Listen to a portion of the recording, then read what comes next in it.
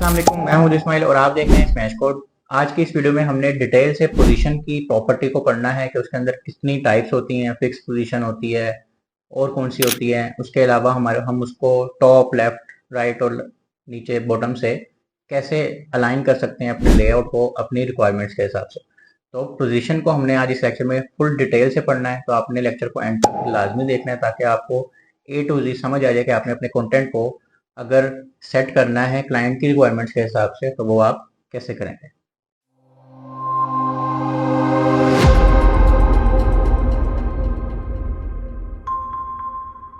तो सबसे पहले जो हमारे पास डिस्प्ले प्रॉपर्टी है लेआउट में, वो क्या बताती है कि अब जैसे हमारे पास कोई भी एलिमेंट है, जैसे डिव एक एलिमेंट है, ठीक है, पैराग्राफ एक एलिमेंट है, पी यानी कि H1 एक एलिमेंट है। हर एलिमेंट ना एक कैटेगराइज हुआ है, या तो वो ब्लॉक लेवल एलिमेंट है या वो इनलाइन एलिमेंट है। अब ब्लॉक लेवल और इनलाइन क्या होता है वो देख लेते हैं, ठीक है। अब जैसे ये लिंक लगा हुआ है, ठीक है, उसके आगे उस अगला लिंक भी लगा हुआ है, यानी कि अलग अलग टैग्स लगे हुए हैं ना। हम यहाँ से बल्कि कोड में देखते हैं, ठीक है।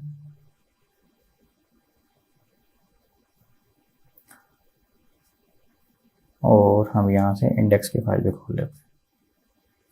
अच्छा, अब ये इंडेक्स की फाइल हमने खोल ली। अब यहाँ पे अगर आप देखें तो यहाँ पे हमारे पास 1, 2 और 3, ये 3 लिंक्स लगे हुए हैं, यानी एक टैग है, फिर दूसरा टैग है और फिर तीसरा टैग है। लेकिन अगर आप यहाँ पे देखें तो पहला टैग है, उसके बाद उसी के आगे से दूसरा टैग शुरू हो रहा है और दूसरे के एंड से तीसरा एंड भी शुरू हो रहा है। इनको हम कहते हैं इनलाइन एलिमेंट्स। इनलाइन एलिमेंट्स का क्या मतलब है कि इससे आगे आप टैग नया चला सकते हैं। लेकिन जो ब्लॉक लेवल एलिमेंट है वो जहां पे भी होगा, ना उससे पीछे कोई होगा ना उससे आगे कोई होगा, उसकी नेक्स्ट लाइन पे होगा या उसके ऊपर भी लाइन पे होगा, उस लाइन पे उसके साथ कोई नहीं आ सकता। तो इसको ही मैनेज करने के लिए हम डिस्प्ले प्रॉपर्टी यूज करते हैं।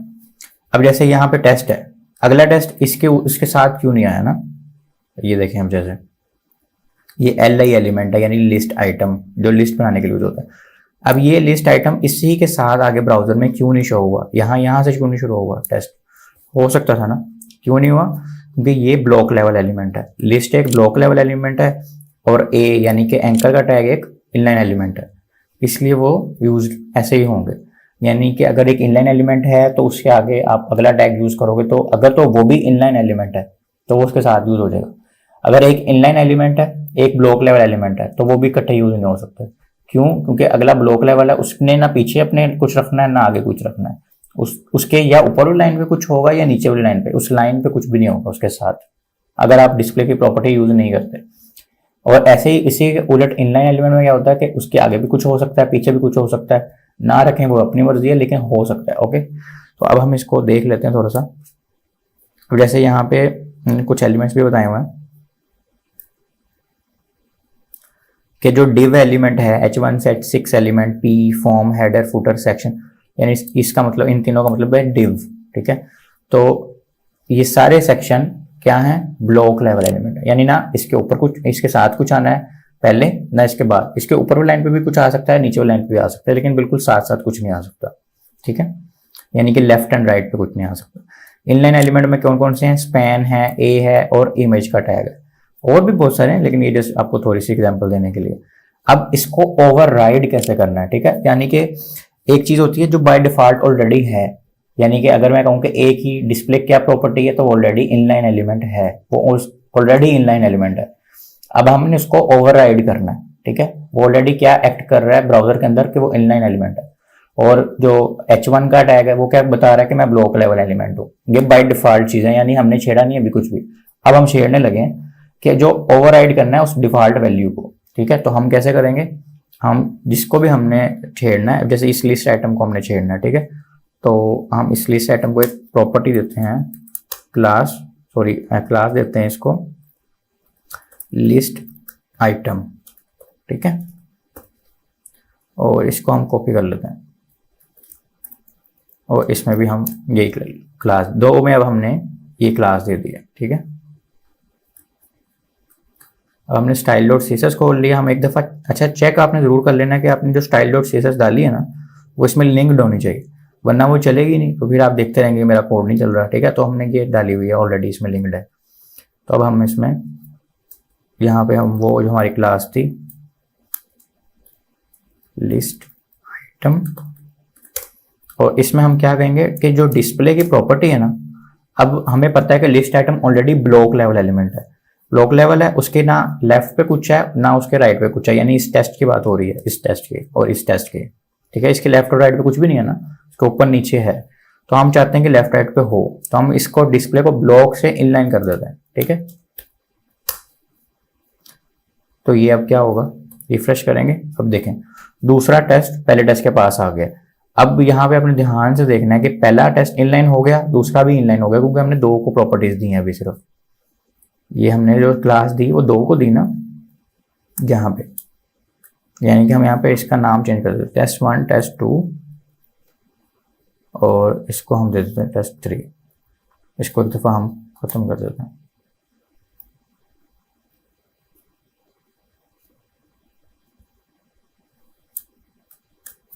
अच्छा, अब हमारे पास यहाँ पे 3 टेस्ट हैं, ठीक है। अब टेस्ट1 और टेस्ट2 क्यों इकट्ठे हो गए, क्योंकि जो टेस्ट1 था वो ब्लॉक लेवल था, हमने उसको इनलाइन बना दिया, यानी कि अब उसके लेफ्ट राइट पे चीजें आ सकती हैं। ऐसे टेस्ट2 में भी हमने उसको इनलाइन बना दिया, उसके भी लेफ्ट पे चीज आ गई टेस्ट1, लेकिन उसके राइट पे टेस्ट3 क्यों नहीं आया, क्योंकि टेस्ट2 तो इनलाइन है लेकिन टेस्ट3 जो है वो ब्लॉक लेवल है, उसके लेफ्ट राइट पे कुछ नहीं आ सकता। तो जब तक टेस्ट3 भी इनलाइन नहीं होगा वो एक ही लाइन में सारे नहीं आएंगे। अभी हम ये करके देखें तो आपको समझ आएगी। अब अगर हम यही क्लास इसमें भी डाल दें,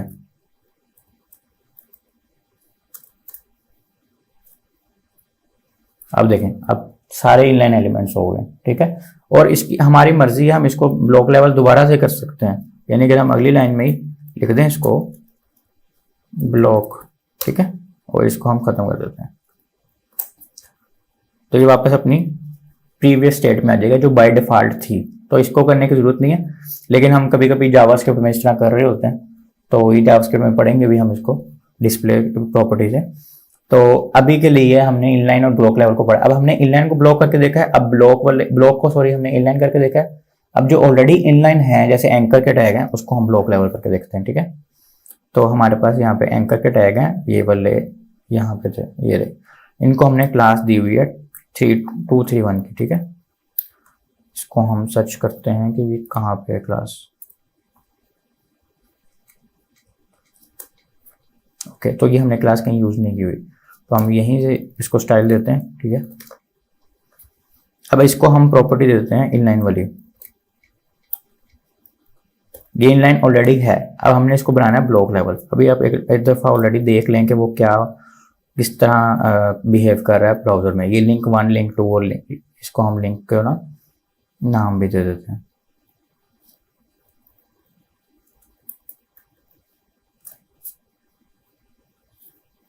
ठीक है।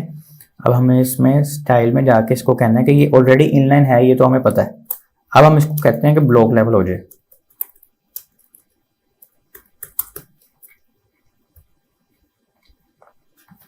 अब हम इसको करते हैं रिफ्रेश, तो अभी देखें लिंक 1 के भी लेफ्ट राइट पे कुछ नहीं है, लिंक 2 के भी लेफ्ट राइट पे कुछ नहीं है और लिंक 3 के भी लेफ्ट राइट पे कुछ नहीं। क्यों? क्योंकि अब वो ब्लॉक लेवल बन गए। हम इस प्रॉपर्टी को कमिट कर दें और दोबारा वापस जाएं, रिफ्रेश करें, दोबारा से वो इनलाइन बन गए जो बाय डिफॉल्ट वो थे, ठीक है। तो हम इनलाइन को ब्लॉक भी बना सकते हैं, ब्लॉक को इनलाइन भी बना सकते हैं। अपने लेआउट को हमने जैसे सेट करना है, अब जैसे हम चाह रहे हैं यहाँ इमेज लगी हो और यहाँ लिस्ट आइटम लगी हो, ठीक है, 3-4 लिस्टें यहाँ लगी हो। अब वो तो एक एक लिस्ट अलग अलग साइट पे आएगी, तो वो उसके साथ इमेज के साथ नहीं लग सकती, ठीक है। इस तरह के बहुत सारे यूज केस हैं जिस तरह के हम डिजाइन जब करते हैं तो हमें समझ आती है कि यार इसको ब्लॉक लेवल होना चाहिए या इसको इनलाइन होना चाहिए, ठीक है। तो उसको करने के लिए हम ये डिस्प्ले की प्रॉपर्टी यूज करते हैं, और किसी को इनलाइन बनाने के लिए, किसी को ब्लॉक लेवल बनाने के लिए, ठीक है। तो इस तरह हम ये अपना सारा इनलाइन और ब्लॉक लेवल को देखते हैं। अच्छा, अब एक और चीज मैं आपको यहां से जो दिखाना चाहता हूं,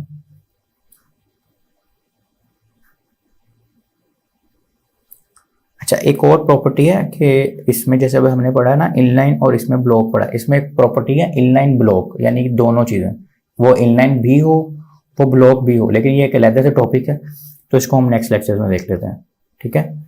और इसके बाद हमारे पास जो नेक्स्ट चीज है देखने वाली, अच्छा डिस्प्ले की एक और प्रॉपर्टी है, जैसे अभी इनलाइन और ब्लॉक पढ़े ना, अब इसकी एक और प्रॉपर्टी है नन, ठीक है। अब उससे क्या होता है कि अगर हमने कोई चीज छुपानी है, ठीक है, उस प्रॉपर्टी को यूज करेंगे तो वो नन हो जाएगा। अब जैसे हम इस तरह करते हैं, फिर इसको जो क्लास है ना, हम इसको क्लास दे देते हैं 2 1 की, ठीक है। इसको हम एक दफा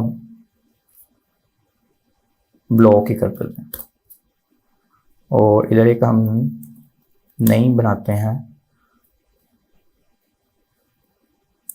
test2 1 और इसको हमने क्या करना है, डिस्प्ले नन। अब इससे क्या होता है कि वो चीज़ छुप जाएगी, ठीक है, नाम से ही समझ आ रही है हमें। test2 को हमने ये दिया, ठीक है, सॉरी link2 को हमने दिया। अब आप ध्यान से देखें कि link1 और link3 आ रहा है, link2 गायब हो गया, उसकी जगह भी नहीं है, उसका कुछ भी नामो निशान नहीं है कि वो link2 है, ठीक है। वो अलग चीज़ है कि आप इसको इंस्पेक्ट करके देखें अगर, ठीक है, यानी कि ये link1 आ रहा है,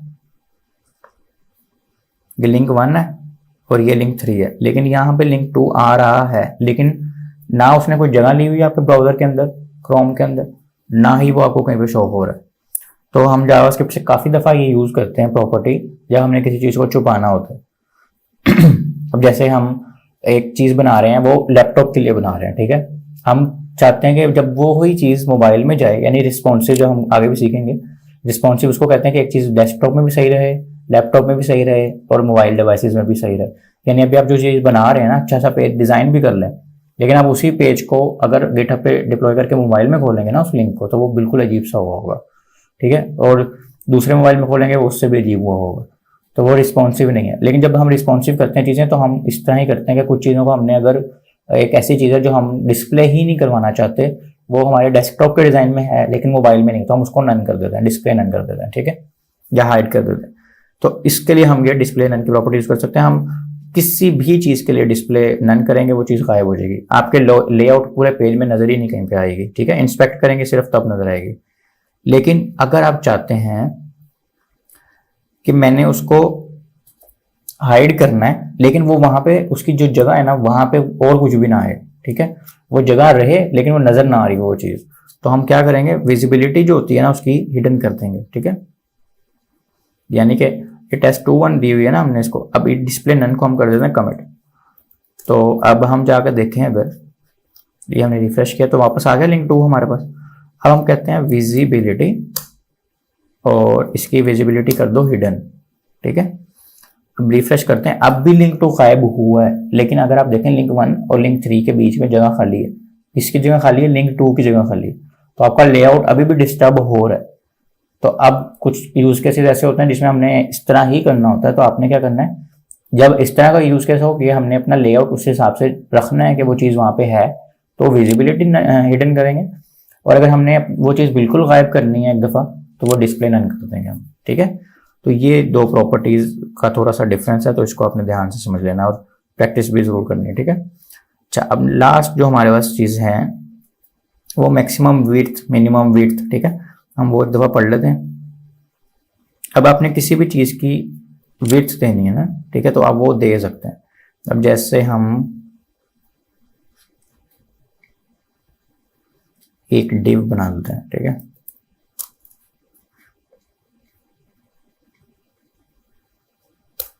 यहाँ हम एक डिव बना रहे हैं और उसके अंदर हम एक टेक्स्ट लिख लिया हमने ज़्यादा सारा,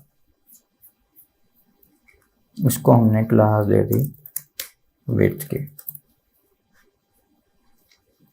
अब हम विड्थ के अंदर आ गए, हमने इसको कहा कि भाई मैक्सिमम विड्थ ना इसकी 500 px हो जाए, ठीक है। इसको हमने एक बॉर्डर भी दे देते हैं ताकि आपको ज़्यादा आसानी से समझ आएगी।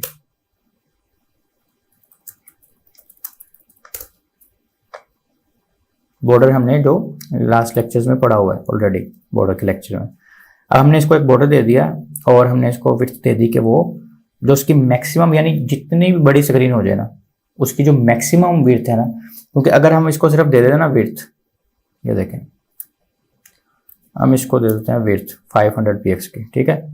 अब उसने 500 px, अभी भी 500 px ही लिया हुआ, पहले भी 500 px ही लिया हुआ था, लेकिन अगर हम इसको करते हैं, जैसे इसको हम करते हैं 200px, ठीक है। अभी इसने ले लिया, ये चलें इसको 500, चले ठीक है 200।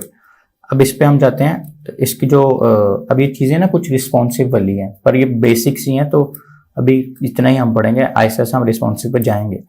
अब इसके हमने विड्थ क्या कर दी कि 2px इसकी विड्थ हो जाए, ठीक है।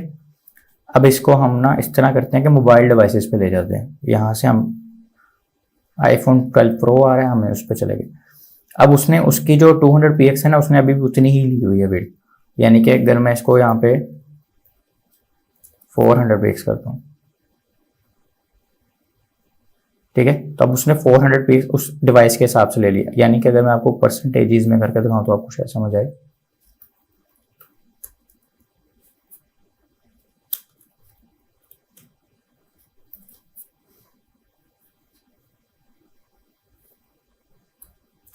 अच्छा, अब उसने इस डिव का 70%, इसको इस पेज की 70% विड्थ ले लिया इस डिव ने, ठीक है।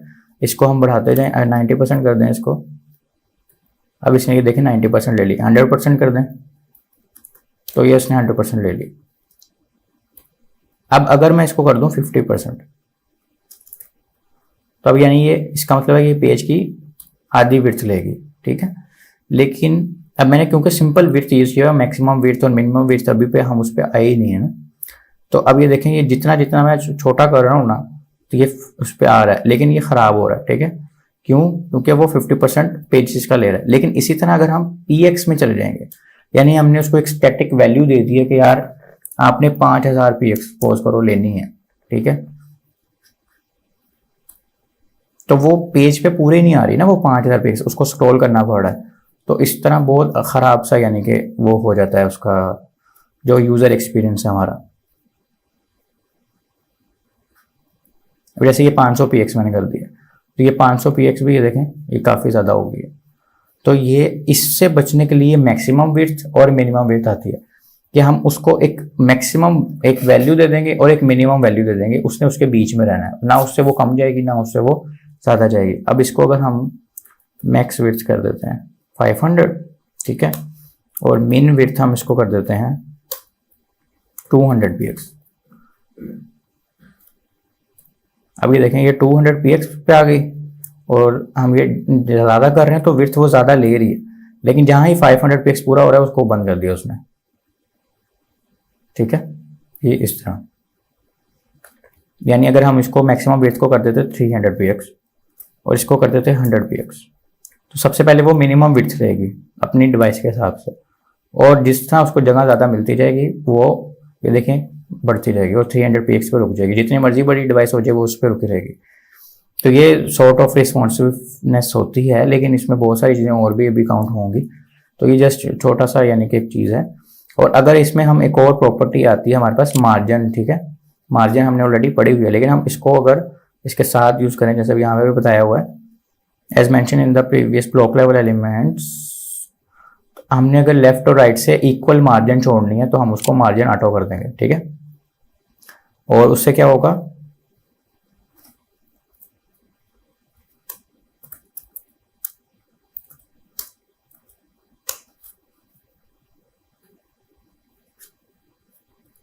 वो अपनी लेफ्ट और राइट साइड से बिल्कुल इक्वल मार्जिन छोड़ के उस चीज़ को सेंटर में लेगी जिसको आप मार्जिन ऑटो करेंगे, सही है। और इसी तरह वो अब आप करेंगे ना, छोटी स्क्रीन करेंगे यानी कि मिनिमाइज करें। अब ये देखें, अब जितना कम करते जाएंगे ना वो अभी भी इक्वल लेफ्ट और राइट साइड से जगह छोड़ रही है और उस हिसाब से अपना लेआउट सेट कर रही है वो डिव जिस पे हमने मार्जिन ऑटो दी है। तो अगर आप एक मैक्सिमम विड्थ उसको बता देते हैं, ठीक है, और उसको एक मार्जिन बता देते हैं, तो वो अपने हिसाब से देखें आप जितनी मर्जी स्क्रीन करते जाएंगे ना वो उस हिसाब से अपने आप को सेट कर रही है डिव। तो ये यानी कि अपनी छोटी डिवाइस के हिसाब से करना है, बड़ी के हिसाब से करना है, तो वो खुद ही अपने आप को सेटल कर रही है। तो ये लेआउट मैनेज करने की कुछ प्रॉपर्टीज हैं, जब यूज़ करेंगे तो आपको समझ आएगी कि ये इसका कैसे यूज़ कैसे है, ठीक है। और मेरे ख्याल से इसके अलावा हमने सारा कुछ पढ़ लिया है इस लेक्चर में। टेस्ट की पोजीशन प्रॉपर्टीज़, और उसमें हमारे पास ये चीज़ 4-5 वैल्यूज़ हैं, ठीक है। तो सबसे पहले हम स्टैटिक से शुरू करते हैं और हम अपने पास एक फाइल बना लेते हैं, ठीक है। और हम फाइल का नाम रखेंगे जी position.html।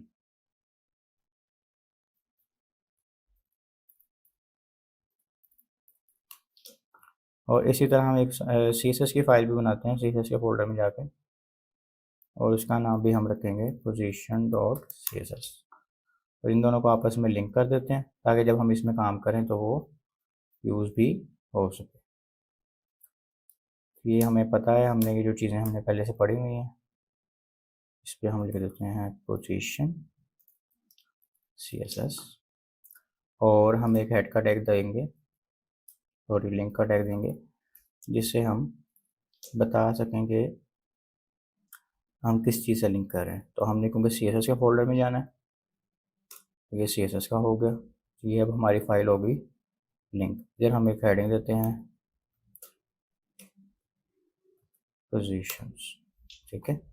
अब हमारी ये फाइल चल भी रही होगी, एक बार ये चेक कर लेते हैं, ठीक हो गया। अच्छा, अब हमने करना ये है कि हमने कुछ बॉक्सेस बनाने हैं। उस बॉक्सेस से क्या होगा, आपको ज़रा पोजीशन का जो लेक्चर है वो समझने में आसानी होगी। हम डिव एक बना लेते हैं, ठीक है, और उसको क्लास दे देते हैं box1 की, ठीक है, और यहाँ भी लिख देते हैं box1, और हम इस तरह 4 बॉक्सेस बना लेते हैं। यहाँ पे जितनी भी हमारे पास प्रॉपर्टीज़ है ना, 5 बना लेते हैं, ठीक है। इन सब की क्लासेस चेंज कर देते हैं, अब 2 कर देते हैं, इसकी 3, इसकी 4, इसकी 5।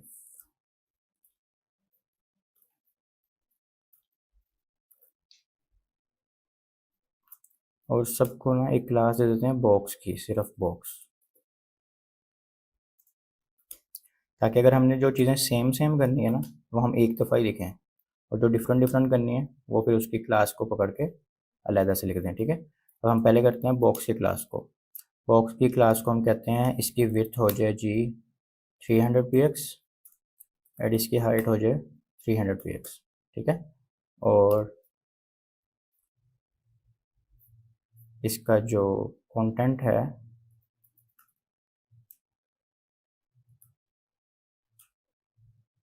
चलें इसको भी करने देते हैं। ये हमारे पास अब ये बॉक्सेस बन गए हैं, ठीक है, 4-5 बॉक्सेस हमारे पास बन गए हैं। इनकी जो हाइट है ना, हम इसकी हाइट देते हैं 100 px।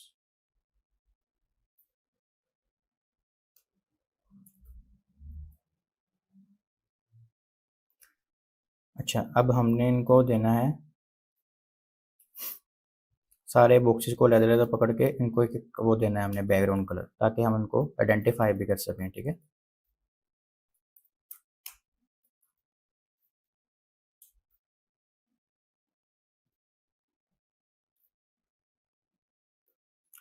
इसको हमने रेड दे दिया है, इसको हम ग्रीन दे देते हैं,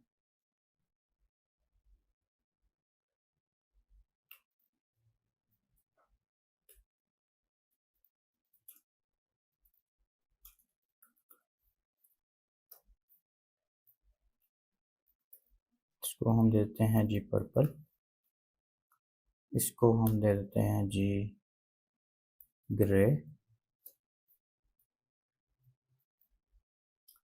और इसको हम देते हैं स्काई ब्लू।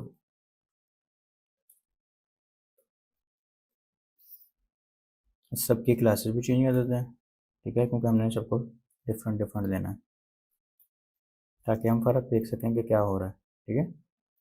चलें जी, ये हमने क्लासेस भी दे दी, अब हम रिफ्रेश करके देखते हैं ज़रा। अच्छा, ये हमारे बॉक्सेस बन गए हैं, ठीक है, और box1, box2, box3, ठीक है, और इसको हम हाइट देते हैं, विड्थ देते हैं 100 px की।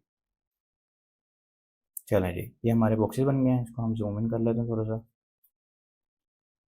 अच्छा, अब हमारे पास आप देखें तो box1, box2, box3 एक दूसरे के नीचे हैं। क्यों नीचे हैं? क्योंकि हमने लास्ट भी पढ़ा हुआ है कि हमारे पास जो डिस्प्ले की प्रॉपर्टीज़ हैं इनलाइन और ब्लॉक लेवल, उसके हिसाब से हमने ये देखा है।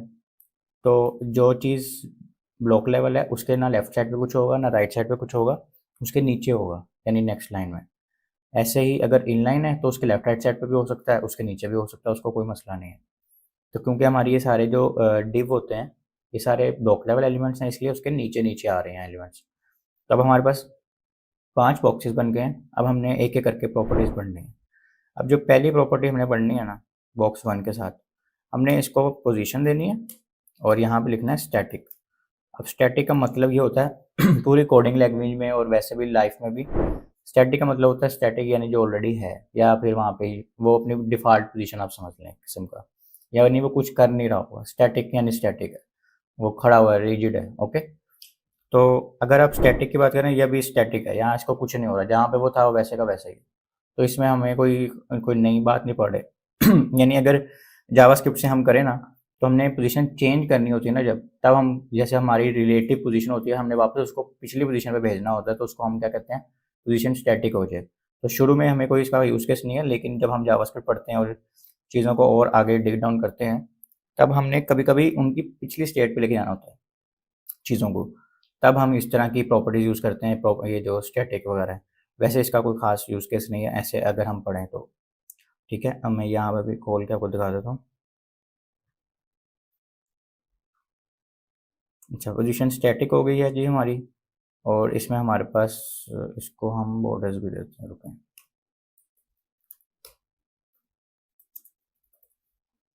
ठीक है, ये हमने बॉर्डर्स पहले से पढ़े हुए हैं, पिछले लेक्चर में हमने बहुत डीपली इसको पढ़ा हुआ है। अच्छा, अब हमारे पास इसको स्टैटिक, मैंने आपको स्टैटिक का कोई यूज़ केस नहीं है, तो अभी हम स्टैटिक में कुछ नहीं पढ़ रहे, क्योंकि स्टैटिक का मतलब है वो जहाँ पे है वैसे रहे। अब दूसरी जो प्रॉपर्टी है ना, उसका हम है पोजीशन रिलेटिव। अब रिलेटिव जब भी हम करेंगे ना पोजीशन, उसके बाद अब वो क्या हो रहा है, जो वहाँ पे वो जगह, अब दो जगह हैं किसी भी पोजीशन के साथ खेलने के ना, एक पेज के शुरू से, यानी कि एक पेज, पूरे पेज का एक टॉप होता है, यानी कि ये जो पेज का टॉप है, एक पेज का बॉटम है, ये बॉटम है, ये पेज का लेफ्ट है, ये पेज का राइट है। एक तो यहाँ से हम खेल सकते हैं पोजीशन के साथ, और एक जहाँ पे वो ऑलरेडी वो चीज़ पड़ी हुई है, यानी अगर हम ग्रीन बॉक्स को पोजीशन रिलेटिव बॉक्स 2 को दे रहे हैं ना हम, तो बॉक्स 2 की पोजीशन इस वक्त ये है जहाँ पे वो पड़ा हुआ है। तो जब हम इसको दे देंगे ना पोजीशन रिलेटिव, अब उसको पता क्या हमने बताया कि जहाँ वो पड़ा हुआ है ना ऑलरेडी, जो उसकी जगह है, वहां से हम उसको छेड़ना चाह रहे हैं।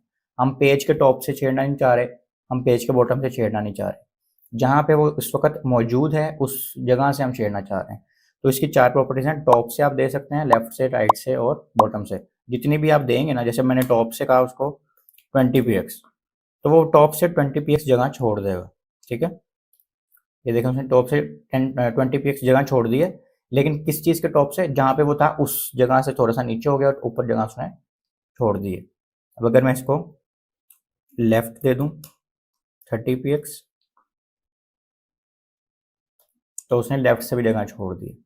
पर यहाँ पे आपने ध्यान रखना है कि वो अपने पेज के टॉप से जगह नहीं छोड़ रहा है, जगह पे जहाँ पे वो था, जहाँ से उसको हमने पोजीशन देनी शुरू की है, वहां से वो जगह छोड़ रहा है। ठीक है, टॉप से भी, लेफ्ट से भी, बॉटम से भी ऐसे छोड़ेगा और राइट से भी। और सेकंड जो इसमें एक और चीज़ आपने गौर करनी है, मैं इसको लेफ्ट से देता हूँ जी 300 px। ठीक है, मैंने इसको क्या दे दी 300 px। अब अगर मैंने 300 px दे दिया, तो आप अगर ध्यान से देखें तो जो उसने जगह छोड़ी हुई है ना, वो जो छोड़ दी उसने अपना लेफ्ट से, उसने स्पेस ले लिया 300 px, लेकिन जो उसकी एक्चुअल जगह थी, यानी रेड और पर्पल बॉक्स के बीच में, वो भी खाली है। ठीक है, यानी वो जगह पे पिछला जो हमारा कंटेंट है, हो सकता है ना ये जो बॉक्स 3 है बॉक्स 2 की जगह पे आ जाता, और बॉक्स 4 बॉक्स 3 की जगह पे, यानी ये खाली जगह ना छोड़ते। लेकिन जब पोजीशन रिलेटिव होगी, तो जो उसकी एक्चुअल जगह है वहाँ पे आप कुछ भी नहीं रख सकते। ठीक है, एक बात। और दूसरी बात ये कि जब भी आप टॉप देंगे, लेफ्ट देंगे, राइट देंगे, तो आप उसको अपनी एक्चुअल जगह से लेफ्ट, राइट या टॉप बॉटम मूव करवा रहे होंगे। ठीक है, इसको आप कोई भी प्रॉपर्टी दे सकते हैं, यानी कि टॉप से जितना मर्जी आप उसको छोड़ सकते हैं। ठीक है, तो उस हिसाब से मूव कर जाएगा। अच्छा, अब एक और चीज़, ये तो हो गई हमारी। ठीक है, अच्छा अब इनका यूज़ केस क्या होता है, जब हमने यानी कि डिव्स बनानी होती हैं, जैसे ये एक वेबसाइट बनी हुई है। ठीक है, अब हम चाह रहे हैं कि यहाँ पे कोई चीज़ सेंटर लाइन हो जाए, जैसे अभी एक डिव है, ये पेज के सेंटर में है सपोज करें, तो हम कैसे करेंगे उसको, तो उस पोजीशन से यूज़ करके हम कर सकते हैं। ठीक है, हमारे पास डिफरेंट कार्ड्स हैं, हमने किसी को राइट साइड पे शो करवाना है, किसी को राइट साइड के थोड़ा सा ऊपर शो करवाना है, तो वो सारी चीज़ें करने के लिए हम ये पोजीशन की कस्टम प्रॉपर्टीज यूज़ कर सकते हैं, और अपने हिसाब से अपना लेआउट, यानी जो पेज का लेआउट है हमने जैसे सेट करना है हम कर सकते हैं। तो इसमें आपका बहुत आसानी से ये सारी चीज़ें हो सकती हैं। अच्छा, अब हमने पोजीशन रिलेटिव पढ़ लिया। नेक्स्ट हमारे पास जो टॉपिक है वो है प्रॉपर्टी की, सॉरी, वो हमारे पास है जी पोजीशन फिक्स्ड की। अच्छा, अब पोजीशन फिक्स में बिल्कुल थोड़ा सा ना आप उलट समझ सकते हैं। बॉक्स 3 को हम जाकर देते हैं पोजीशन फिक्स।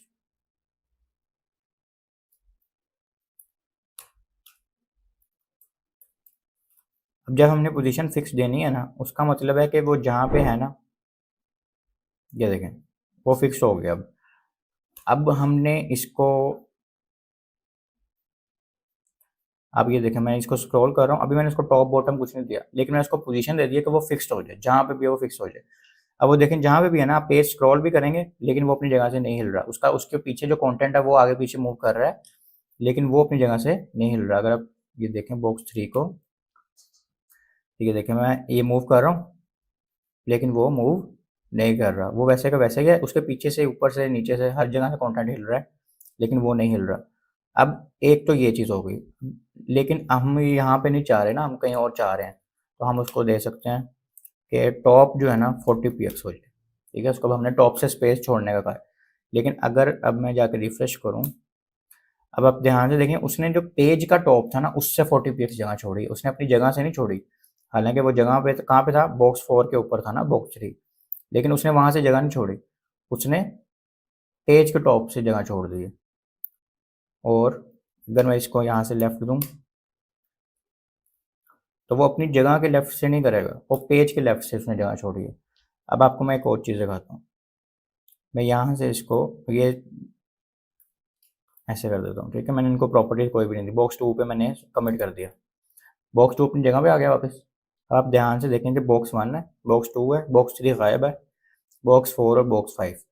जब हमने बॉक्स 2 को छेड़ा था तो बॉक्स 2 की जगह पे कोई नहीं आई थी चीज़, बॉक्स 2 मूव हुआ था, लेकिन बॉक्स 2 मूव हुआ है, लेकिन बॉक्स 2 की जगह पे कोई चीज़ नहीं आई थी। लेकिन जब हमने पोजीशन फिक्स की है ना, जब हमने पोजीशन फिक्स की है, तो बॉक्स 3 की जगह वैसे टॉप उसके हिसाब से चल रही है, पेज के हिसाब से, जितनी भी उसको टॉप देंगे, जितनी उसको लेफ्ट देंगे। लेकिन सेकंड बात जो हुई है वो ये कि जो उसने अपनी जगह है वो छोड़ दी है, उसकी जगह पे बाकी कंटेंट आ गया, यानी ये बॉक्स 4 बॉक्स 3 की जगह पे इस वक्त पड़ा हुआ है, ठीक है। बॉक्स 1 बॉक्स 2 की साइड पे हो गया, बॉक्स 2 की जगह खाली है अभी भी, बॉक्स 3 की कोई जगह नहीं है, बॉक्स 3 उसके ऊपर आ रहा है, ठीक है। और उसको जो भी हमने टॉप वगैरह दिया है, अगर मैं इसको लेफ्ट भी कर दूं, यानी वो अपनी जगह से बिल्कुल इन लाइन से खत्म हो गया, तो अब ये देखें उसके पास बॉक्स 1 की, बॉक्स 2 की खाली जगह, बॉक्स 3 को कोई जगह नहीं है, बॉक्स 4 और बॉक्स 5, यानी कि वो अपनी जगह भी नहीं रखता। जैसे बॉक्स 2 ने अपनी जगह रखी हुई है ना, बेशक वो जहाँ मर्जी मूव हो रहा है ना पेज में, बॉक्स 2 की जगह पे कुछ नहीं आ रहा। लेकिन जब हम पोजीशन फिक्स करते हैं तो वो अपनी जगह भी छोड़ देता है, और सेकेंडली वो टॉप और लेफ्ट और राइट और बॉटम पेज के हिसाब से चलता है। जबकि बॉक्स 2 में क्या था, वो अपनी एक्चुअल जगह के हिसाब से टॉप बॉटम वगैरह चलता है जब पोजीशन रिलेटिव होती है, ठीक है। तो ये इन दोनों का थोड़ा सा डिफरेंस है। इसके बाद जो हमारी प्रॉपर्टी है वो है पोजीशन एब्सोल्यूट, ठीक है। और ये जो पोजीशन फिक्स्ड है, इससे हम हेडर के लिए भी यूज़ करते हैं, हेडर के लिए भी एक और भी प्रॉपर्टी हम वो भी यूज़ करेंगे। तो अभी मैं आपको ये एब्सोल्यूट दिखा देता हूँ। अच्छा, एब्सोल्यूट का थोड़ा सा है एक्स्ट्रा चीज़। एब्सोल्यूट कहता है कि जिस डिव को या जिस भी एलिमेंट, अच्छा ज़रूरी नहीं है कि हमने डिव को ही पोजीशन एब्सोल्यूट देनी है, या कोई भी पोजीशन हम सिर्फ डिव को नहीं, किसी भी एलिमेंट को दे सकते हैं, कोई भी HTML एलिमेंट पोजीशन ले सकता है। अब सीन ये है कि एब्सोल्यूट पोजीशन ये कहता है कि या तो जिसको आप दे रहे हैं ना पोजीशन एब्सोल्यूट, उसका कोई पेरेंट होना चाहिए, ठीक है, और उस पेरेंट को ऑलरेडी कोई पोजीशन दी हो, या रिलेटिव या फिर फिक्स्ड, ये दो में से। यानी कि दोबारा मैं बताता हूँ, आपने एक चाइल्ड यानी एक डिव है, उसको पोजीशन एब्सोल्यूट यूज़ करना चाह रहे हैं आप, मैं बताता हूँ कि उसका काम क्या है। लेकिन आप तभी यूज़ कर सकते हैं जब उसका एक अदा पेरेंट हो और उसको पोजीशन रिलेटिव या फिक्स दी हो। एक एक सिनेरियो ये है, अगर उसको ये चीज़ें नहीं मिलेंगी, यानी उसको अपना पेरेंट नहीं मिलेगा, तो वो समझेगा मेरा पेरेंट है बॉडी, वो जो HTML का बॉडी का टैग है, और वो फिर अपनी जो, जब हम उसको टॉप से देंगे या बॉडी लेफ्ट से देंगे ना, तो वो बॉडी के हिसाब से मूव करेगा। यानी फिर वही बात आ गई कि पेज के हिसाब से, पेज के टॉप से मूव करेगा, पेज के लेफ्ट से। लेकिन अगर उसका कोई पेरेंट एलिमेंट होगा तो वो ऐसा नहीं करेगा, वो फिर अपने पेरेंट के हिसाब से मूव करेगा। मैं आपको दोनों केसेस करके दिखाता हूँ। जैसे हमने इसको पोजीशन एब्सोल्यूट दे दी है, और इसको मैं कहता हूँ टॉप 50 px, ठीक है। अब एक और चीज़ मैं आपको दिखाता हूँ, बॉक्स 4 ये है जिसका कोई पेरेंट नहीं है, ठीक है। एक H1 का हमारे पास टैग है, और बाकी सारे डिव के टैग हैं, ये सारे सिबलिंग्स हैं, यानी आपस में बहन भाई हैं, इनका कोई भी पेरेंट नहीं है इस वक्त। ठीक है, बॉडी के अंदर ये सारे रैप हुए हुए हैं, तो एक एक किस्म का बॉडी इनका पेरेंट हो गया, पर डायरेक्ट इनका पेरेंट कोई नहीं है बॉक्स 4 का। तो हम ये जाके रिफ्रेश करते हैं। अब देखें बॉक्स 4 को, या फिर मैं आपको पहले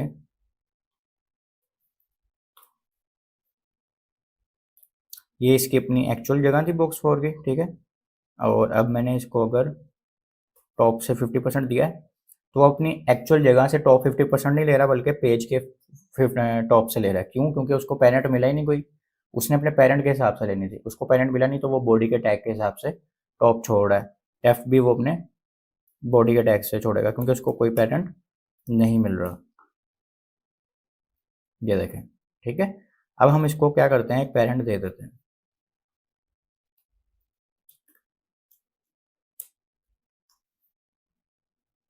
ये हमने पेरेंट दे दिया, और इसको हम एक स्टाइल की प्रॉपर्टी से देते हैं पोजीशन। इनलाइन स्टाइल जैसे हमने पढ़ा हुआ है पहले से, पहले लेक्चर्स में पढ़ाया हुआ मैंने ये आपको। पोजीशन हमने इसको दे दी रिलेटिव, ठीक है। हम यहाँ पे रिलेटिव भी दे सकते हैं, फिक्स भी दे सकते हैं, ये हमारे यूज़ केस पे है कि हम उसको किस तरह यूज़ करना चाह रहे हैं उसके पेरेंट को। अच्छा, अब आप देखें कि अब उसने टॉप से नहीं दी, अब उसके ऊपर जो, अब इसको हम क्या करते हैं, थोड़ा स्टाइल कर देते हैं ताकि आपको नज़र आए कि हम कर रहे हैं, ठीक है।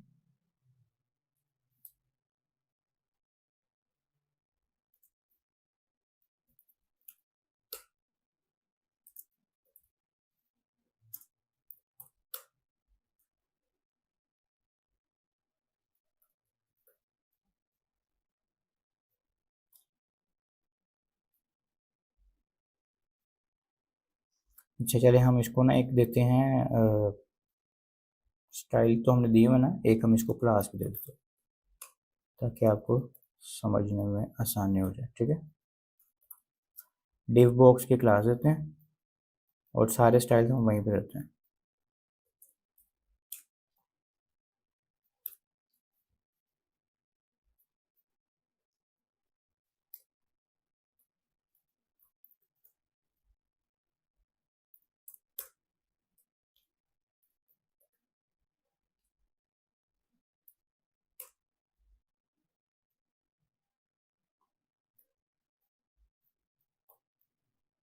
इसको हमने विड्थ दे दी, इसको हमने हाइट दे दी, इसको हमने बैकग्राउंड कलर दे दिया, और इसको अब हम बॉर्डर भी दे रहे हैं।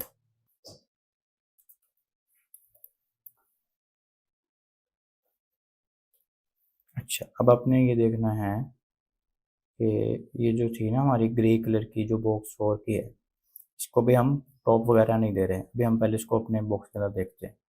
अच्छा, अब ये देखें, ये हमारा बॉक्स 1 स्टैटिक, बॉक्स 2 रिलेटिव हुआ है, और वो अपनी जगह से राइट साइड पे और टॉप से मूव किया हुआ है हमने इसको। बॉक्स 3 हमारा था फिक्स्ड, तो वो पेज के टॉप से ही मूव करेगा, पेज के राइट से और लेफ्ट से, और पेज के टॉप से, तो हमने उसको भी जगह दी हुई है। नेक्स्ट हमारा आ गया बॉक्स 4। अब बॉक्स 4 अपनी जगह पे ही है वैसे का वैसे, लेकिन उसके आउटर एक और डिव है, वो है येलो कलर की, ठीक है। वो उसकी क्या है, पेरेंट डिव है। अब पेरेंट डिव में एक और बॉक्स हमने रखा हुआ है, उसका नाम है बॉक्स 4, और उस पेरेंट डिव को हमने क्लास दे दी है रिलेटिव की। जैसा कि एब्सोल्यूट कहता था कि उसकी जो भी पेरेंट हो ना, उसको या तो रिलेटिव की क्लास दी हो या फिक्स की, तो वो उस पेरेंट डिव के हिसाब से मूव करेगा, वरना वो बॉडी को पेरेंट डिव समझ के उसके हिसाब से अपनी टॉप लेफ्ट राइट देगा। अब जब हम पेरेंट के हिसाब से नहीं कर रहे थे, तो वो क्या कर रहा था, बॉडी के हिसाब से कर रहा था, ये बॉक्स और ऊपर से मूव कर रहा था, राइट साइड से ऊपर से लेफ्ट के, यानी कि पेज के बॉडी के टैग के हिसाब से मूव कर रहा था। अब अगर हम इसको दे दें लेफ्ट 20 px, अब वो, ये देखें, या बल्कि लेफ्ट का भी आपको समझ नहीं आएगा, पहले टॉप से करके देखते हैं, क्योंकि लेफ्ट तो इस वक्त दोनों का सेम चल रहा है। 20 px कर देते हैं।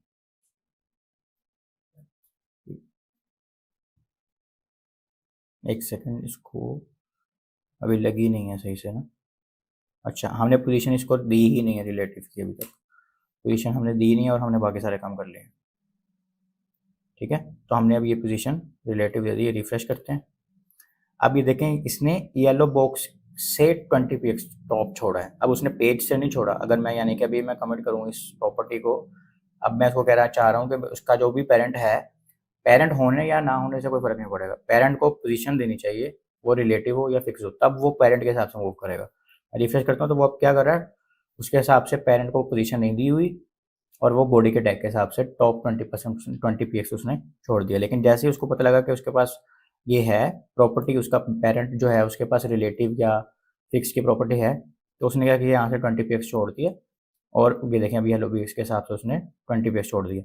लेफ्ट में भी अगर हम इसको करेंगे तो वो लेफ्ट से भी छोड़ देगा।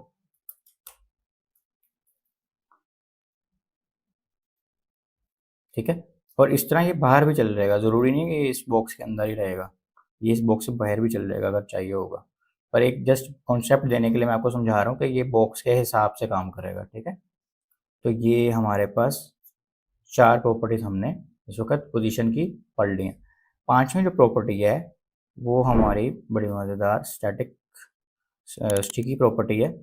अच्छा, स्टिकी में क्या होता है ये देखें, अब जैसे मैं एग्जांपल दिखाता हूँ। अब देखा आपने, ये यहाँ पे स्टिक हो गया है आपका हेडर। ठीक है, ये काफ़ी दफ़ा करने की ज़रूरत भी पड़ती है आपको वेबसाइट्स में।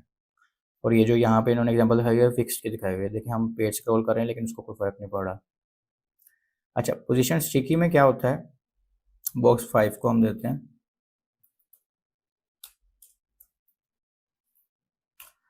पोजीशन स्टिकी में उसको अब पोजीशन दे दी है। अब मैं उसको बताऊंगा ना, जो भी चीज़ बताऊंगा, टॉप से मैं उसको कहता हूँ 30 px।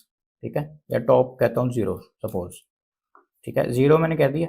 अब उसको मैं असल में कहना ये चाह रहा हूँ कि जब भी आपका जो बॉक्स है ना, बॉक्स 5, उसका टॉप जो है उसका 0 रह जाए उसके, और पेज का जो टॉप है उसमें और बॉक्स में 0 फासला रह जाए 0, तो आप स्टिक हो जाओ, यानी वहाँ जुड़ जाओ। अब देखेंगे, मैं स्क्रॉल करता हूँ, इसके नीचे हमें कंटेंट डालना पड़ेगा।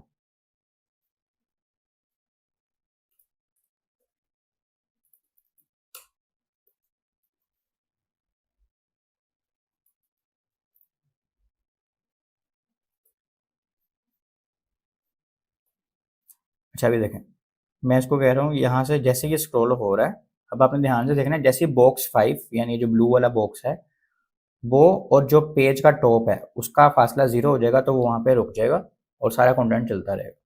फिक्स वाला काम ही होगा, लेकिन हम उसको बता रहे हैं कि कब फिक्स हो। भाई फिक्स वाली प्रॉपर्टी में तो वो उसी वक्त फिक्स हो जाता है, उसको आप टॉप 0 वगैरह दें ना दें, मैंने आपको जैसे करके दिखाया, वो उसी वक्त फिक्स हो गया। अब पर हम चाह रहे हैं एक सर्टेन अमाउंट पे जाके फिक्स हो, तो उसके लिए ये की प्रॉपर्टी है। ये देखें, जैसे ही ये देखें 0% हो 0 होगा, अब वो स्टिक हो गया, आपका पीछे से कंटेंट मूव हो रहा है लेकिन वो मूव नहीं हो रहा। अब अगर बॉक्स 3 को देखें तो वो अभी से फिक्स है। ठीक है, वो 0% पे नहीं हो रहा, लेकिन बॉक्स 5 0% पे हो रहा है, ये 0 फासले पे हो रहा है, और ये हमारे हाथ में है कि हमने उसको कब फिक्स करना है। मैं इसको अगर दे दूँ 20 px से, तो जब बॉक्स 5 का और टॉप का, पेज के टॉप का 20 px फासला रह जाएगा तो वो स्टिक हो जाएगा। ये देखेगा, ये देखें, अब 20 px रह गए तो वो स्टिक हो गया। ये हमारी मर्जी है, हम जो मर्जी इसको कर सकते हैं। अभी मैं इसको 0 करूँगा तो वो जब पूरा येलो वाला डिव खत्म होता है ना, तो उसके बाद होता है। ये देखें, हो गया ना मूव ऊपर, ये देखें ऐसे। तो इस तरह हम इसको स्टिक की प्रॉपर्टी को अपने हेडर को स्टिक करने के लिए, या जो भी हमारा लेआउट हो उसमें हम अपना हिसाब से यूज़ कर सकते हैं।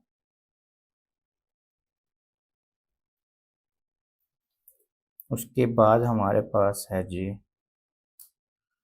क्या हमने पढ़ लिया। अच्छा, अब एक और चीज़ आपने नोट की होगी कि जो बॉक्स 3 है कि बॉक्स 2 के ऊपर आ रहा है। ठीक है, ये क्यों आया है ऊपर, इसको हमने तो नहीं कहा कि ऊपर आए, तो इसको भी हम कंट्रोल कर सकते हैं कि कौन सी चीज़ ऊपर आए और कौन सी चीज़ नीचे आए। उसमें जो हमारे पास प्रॉपर्टीज़ हैं वो है जेड इंडेक्स। ठीक है, अच्छा, जेड इंडेक्स में क्या होता है, विदाउट जेड इंडेक्स हम बता सकते हैं कि अगर हमारे पास दो चीज़ें हैं तो ऊपर कौन सी है और उसके नीचे कौन सी है। ठीक है, और इसमें मैं आपको एक चीज़ दिखाने लगा था, if two position elements overlap each other without a z index specified, the element defined last in the HTML code will be shown on top। अब वो ये कह रहा है कि आपने z इंडेक्स, अभी तो हम समझेंगे z इंडेक्स क्या होती है। सपोज करें z इंडेक्स नहीं दी हुई है, आपने किसी चीज़ को z इंडेक्स नहीं दी हुई, तो क्या होगा, HTML में जो एलिमेंट पहले आ रहा होगा, जो एलिमेंट लास्ट में आ रहा होगा ना, उस वो सबसे ऊपर आ जाएगा। यानी कि अब आप ध्यान से देखें, अगर वो, यानी CSS प्रॉपर्टीज मैटर नहीं करती हैं। अब बॉक्स 3 बॉक्स 2 के ऊपर आ रहा है, ये भी तो हो सकता था ना बॉक्स 2 बॉक्स 3 के ऊपर आता, तो वो क्या कह रहा है, HTML का एलिमेंट डिफाइन करता है कि कौन सी चीज़ ने ऊपर आना है और कौन सी चीज़ ने नीचे आना है। जो लास्ट पे यूज़ हो रहा होगा वो सबसे ऊपर आएगा। अब यानी कि अगर मैं बॉक्स 3 को ऊपर कर दूँ, बॉक्स 2 को नीचे कर दूँ, यानी कि अब बॉक्स 2 बाद में यूज़ हुआ है। टैग की बात हो रही है, कोई प्रॉपर्टीज़ की बात नहीं हो रही है सीएसएस की। बॉक्स 2 बाद में है और बॉक्स 2 पहले है, यानी बॉक्स 2 लास्ट में है, क्योंकि अभी हम इन दोनों के सिर्फ इन दोनों बॉक्सेस की बात कर रहे हैं। मैं रिफ्रेश करता हूँ, अब मैं इसको स्क्रॉल करता हूँ, ठीक है। तो अब देखें, अब बॉक्स 2 बॉक्स 3 के ऊपर आ गया। अब ये जेड इंडेक्स का कॉन्सेप्ट अभी मैंने पढ़ाया नहीं है, ये जेड इंडेक्स के बगैर हो रहा है चीज़ें। जेड इंडेक्स से तो हम बता सकते हैं ना कि कौन सी चीज़ ऊपर है, कौन सी चीज़ नीचे है। 10 चीज़ें हों, 10 चीज़ों को बता सकते हैं, 10वें नंबर पे कौन सी है, 9वें पे, 8वें पे, 7वें पे, ठीक है। लेकिन जेड इंडेक्स के बगैर क्या हो वो हम इसमें बता सकते हैं, डिफाइन कर सकते हैं, ठीक है। अच्छा, अब मैं इसको वापस अपनी जगह पे वापस ले जाता हूँ, ठीक है। अब मैं आपको जेड इंडेक्स का बताता हूँ कि जेड इंडेक्स क्या करती है। दूसरे और तीसरे में ही हम काम करते हैं। दूसरे जेड को मैं एक जेड इंडेक्स कह लें, एक वैल्यू है। अगर एक की वैल्यू 10 है और दूसरे की 20 है तो 20 वाला ऊपर आएगा। एक की वैल्यू -10 है और एक की वैल्यू 0 है तो -10 वाला नीचे होगा और 0 वाला ऊपर। यानी जो भी पॉजिटिव नंबर बड़ा होगा ना, जिसकी वैल्यू बड़ी कंसीडर कर सकते हैं हम, उस तरह हम जेड इंडेक्स का काम ले सकते हैं। यानी बॉक्स 2 की अगर 20 है तो वो नहीं देखेगा कि बॉक्स लास्ट में था, उसका एचटीएमएल एलिमेंट लास्ट में था, पहले नंबर पे था, उसको कोई उससे मैटर नहीं है। वो देखेगा जेड इंडेक्स जिसकी सबसे ज़्यादा है वो सबसे ऊपर आएगा, जिसकी उससे कम है वो उससे नीचे आएगा। जैसे मैं इसकी कर देता हूँ 20, ठीक है, और बॉक्स 3 की कर देता हूँ 10। अब हालांकि बॉक्स 3 लास्ट में आया हुआ है, यानी कि मैंने टैग से ही कर दी है ना, लेकिन बॉक्स 2 उसके ऊपर आ रहा है, ठीक है। अब अगर मैं इसको कर दूँ 100 बॉक्स 3 को, ठीक है, तो क्या होगा, बॉक्स 3 उसके ऊपर आ जाएगा। तो इस तरह हम जेड इंडेक्स के साथ खेल सकते हैं। लेकिन इसको अगर मैं कर दूँ -100 तो अब ये 20 से छोटा हो गया, तो अब बॉक्स 2 ऊपर आ जाएगा। यानी आप माइनस में भी दे सकते हैं और प्लस में भी दे सकते हैं जेड इंडेक्स की वैल्यूज़। तो इसका सिंपल सा यही कॉन्सेप्ट है, जिसको आपने ऊपर लाना है उसको ऊपर ला सकते हैं, जिसको नीचे लाना है उसको। अब ये देखें बॉक्स 3 पैराग्राफ्स के भी ऊपर आ रहा है, तो देख रहे हैं। तो ये सारा मीन्स के बड़ा आप अच्छा सा लेआउट डिफाइन कर सकते हैं इन चीज़ों को। हम इसके अंदर भी काम कर सकते हैं और अपनी पुरानी एचटीएमएल की फाइल में भी जा सकते हैं। हम पुरानी एचटीएमएल की फाइल में जाते हैं, ठीक है, और इसके साथ कौन सी CSS लिंक्ड हुई हुई है वो भी देख लेते हैं, ताकि हम उसमें काम करें फिर, ठीक है। style.css लिंक्ड हुई हुई है और ये हमारी इंडेक्स की फाइल आ गई। अच्छा जी, यहाँ पे हम इसको रखते हैं और ये फाइल हम खोल भी लेते हैं अपने पास।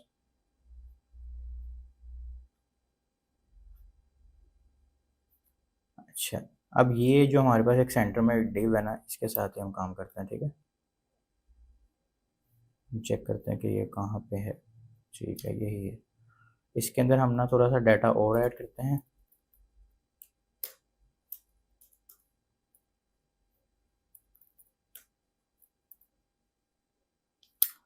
और रिफ्रेश करते हैं, ठीक है। इसको हमने एक स्पेसिफिक हाइट भी देनी है और इसको विड्थ भी देनी है।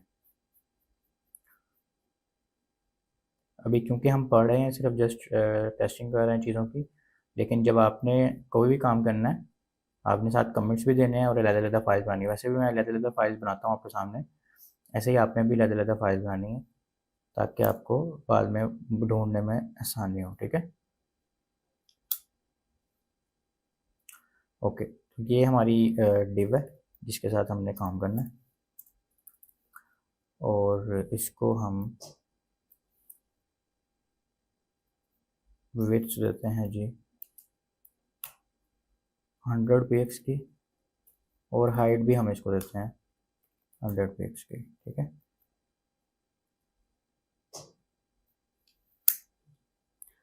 अच्छा जी, और इसको भी हम ना मार्जिन वाला ख़त्म कर देते हैं। अभी इसमें हमारा कोई काम ही नहीं है मार्जिन के साथ, ठीक है। और इसमें भी हमने जो डाटा डाला था ना वो भी कम कर देते हैं, क्योंकि हमने हाइट और विड्थ जो है वो काफ़ी कम कर दी। ठीक हो गया, अब हम करते हैं रिफ्रेश। अच्छा, अब ये देखें, या चलें इसको मार्जिन वापस देते हैं ताकि वो थोड़ा सा पेज के सेंटर में आए तो आपको नज़र आएगा सही से। अच्छा, अब ये हमारे पास ये आ गया, ये रेड कलर की जो डिव है ये हमारी एक्चुअल डिव है, और जो उसके नीचे सारा डाटा जा रहा है वो क्या हो रहा है, ओवरफ्लो हो रहा है, यानी अगर एक कैन है उसमें पानी डाली जाए डाली जाए डाली जाए, एक वक्त आएगा वो भर जाएगा और वो पानी बाहर निकलने लग जाएगा, तो क्या हो रहा है, ओवरफ्लो हो रहा है। ऐसे ही हमारे पास जो डिव है या कोई भी एलिमेंट हो सकता है, ए का टैग है, H1 का टैग है, पैराग्राफ का टैग है, किसी भी चीज़ में से ना डाटा ओवरफ्लो कभी भी हो सकता है। ठीक है, जब उसकी विड्थ ज़्यादा हो जाएगी, यानी कि विड्थ कम हो जाएगी और डाटा डाटा की विड्थ ज़्यादा हो जाएगी, तो वो ओवरफ्लो करने लग जाएगा। अब उसको हमने हैंडल कैसे करना है, अब हम वो देखते हैं। ठीक है, इसकी जो विड्थ और हाइट है हम थोड़ी सी ज़्यादा करेंगे, इसकी हम कर देते हैं 300 पिक्स और ये कर देते हैं 200 पिक्स। देखते हैं अभी फ्लो ओवरफ्लो नहीं हो रहा, सही है। तो हम इसकी जो हाइट वापस इसको कर देते हैं, अभी देखें थोड़ा सा ओवरफ्लो हो रहा है, तो हम थोड़ा सा डाटा ऐड करते हैं जाके।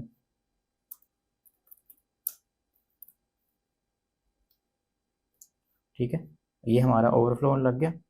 अब हमने क्या करना है, हमने यहाँ पे प्रॉपर्टी यूज़ करनी है ओवरफ्लो।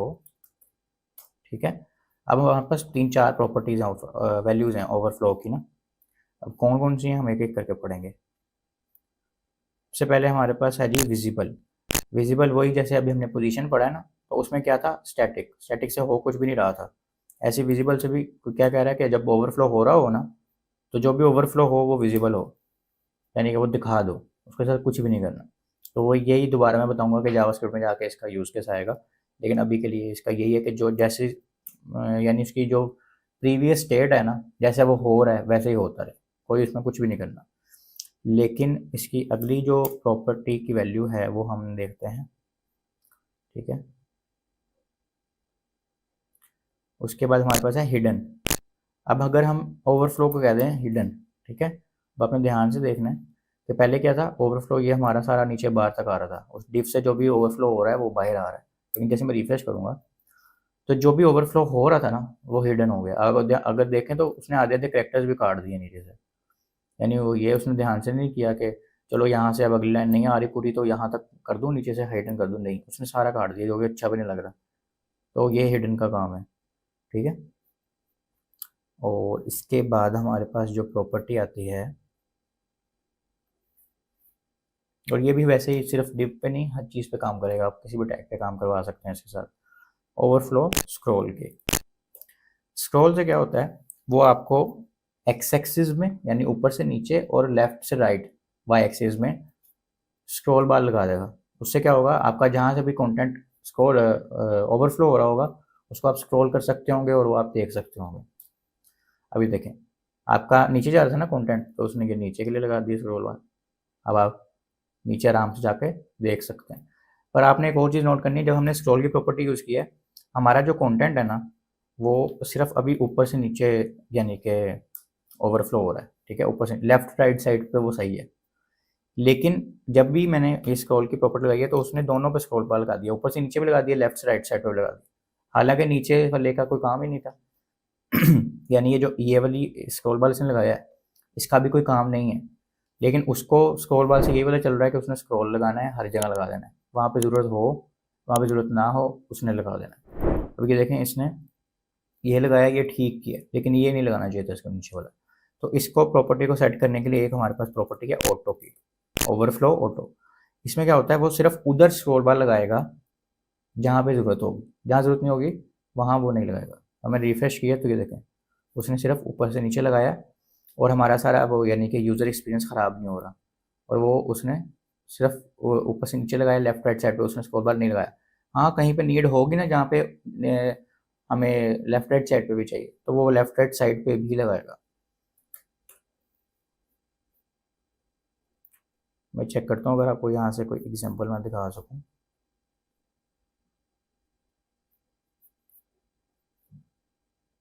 ठीक हो गया, ठीक है, यहाँ पे भी इन्होंने कोई एग्जांपल दी नहीं हुई, हम सर्च करके देखते हैं कोई।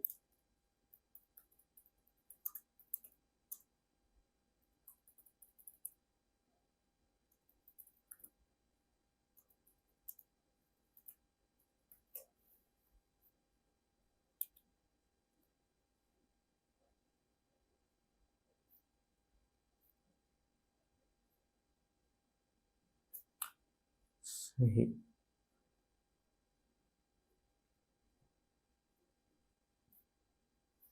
अच्छा, इसमें हमारे पास एक और प्रॉपर्टीज़ भी हैं, वो भी हम पढ़ेंगे। चलें आपको पहले वो पढ़ा देता हूँ। अच्छा, इसमें हमारे पास जो ऑटो की प्रॉपर्टी है, उसके बाद हम ना इसको थोड़ा सा और कंट्रोल कर सकते हैं।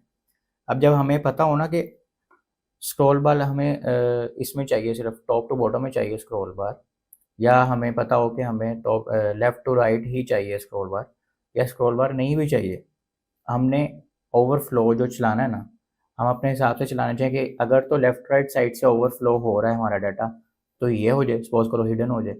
लेकिन अगर टॉप से बॉटम में हमारा जो डाटा ओवरफ्लो हो रहा है, तो उसके लिए स्क्रॉल बार लग जाए, तो अलग अलग यानी कि काम भी हम कर सकते हैं। उसके लिए हमारे पास क्या प्रॉपर्टीज़ हैं, हम यानी कि दोनों एक्सिस को अलग से हम डिफाइन कर रहे होंगे।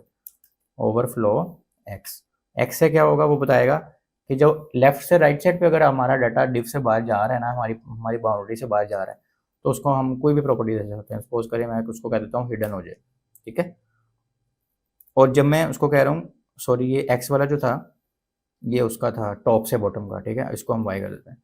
और एक्स में मैं इसको क्या कह रहा हूँ, यानी टॉप से बॉटम में इसको मैं कह रहा हूँ स्क्रॉल आ जाए, यानी दोनों का मैंने उसको डिफरेंट दे दिया। और ये ऑटो की प्रॉपर्टी हम इस वक्त खत्म कर रहे हैं। तो अभी भी सेम ही हमारा रिजल्ट आएगा, रिफ्रेश करते हैं। तो ये देखें,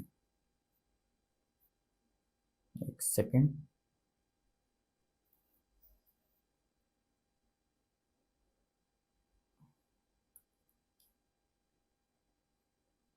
ओके, तो इसको हम चेक करते हैं कि हमारा क्या मसला आ रहा है। ठीक है, अच्छा इधर इन्होंने उल्टा थोड़ा सा सिस्टम किया हुआ है।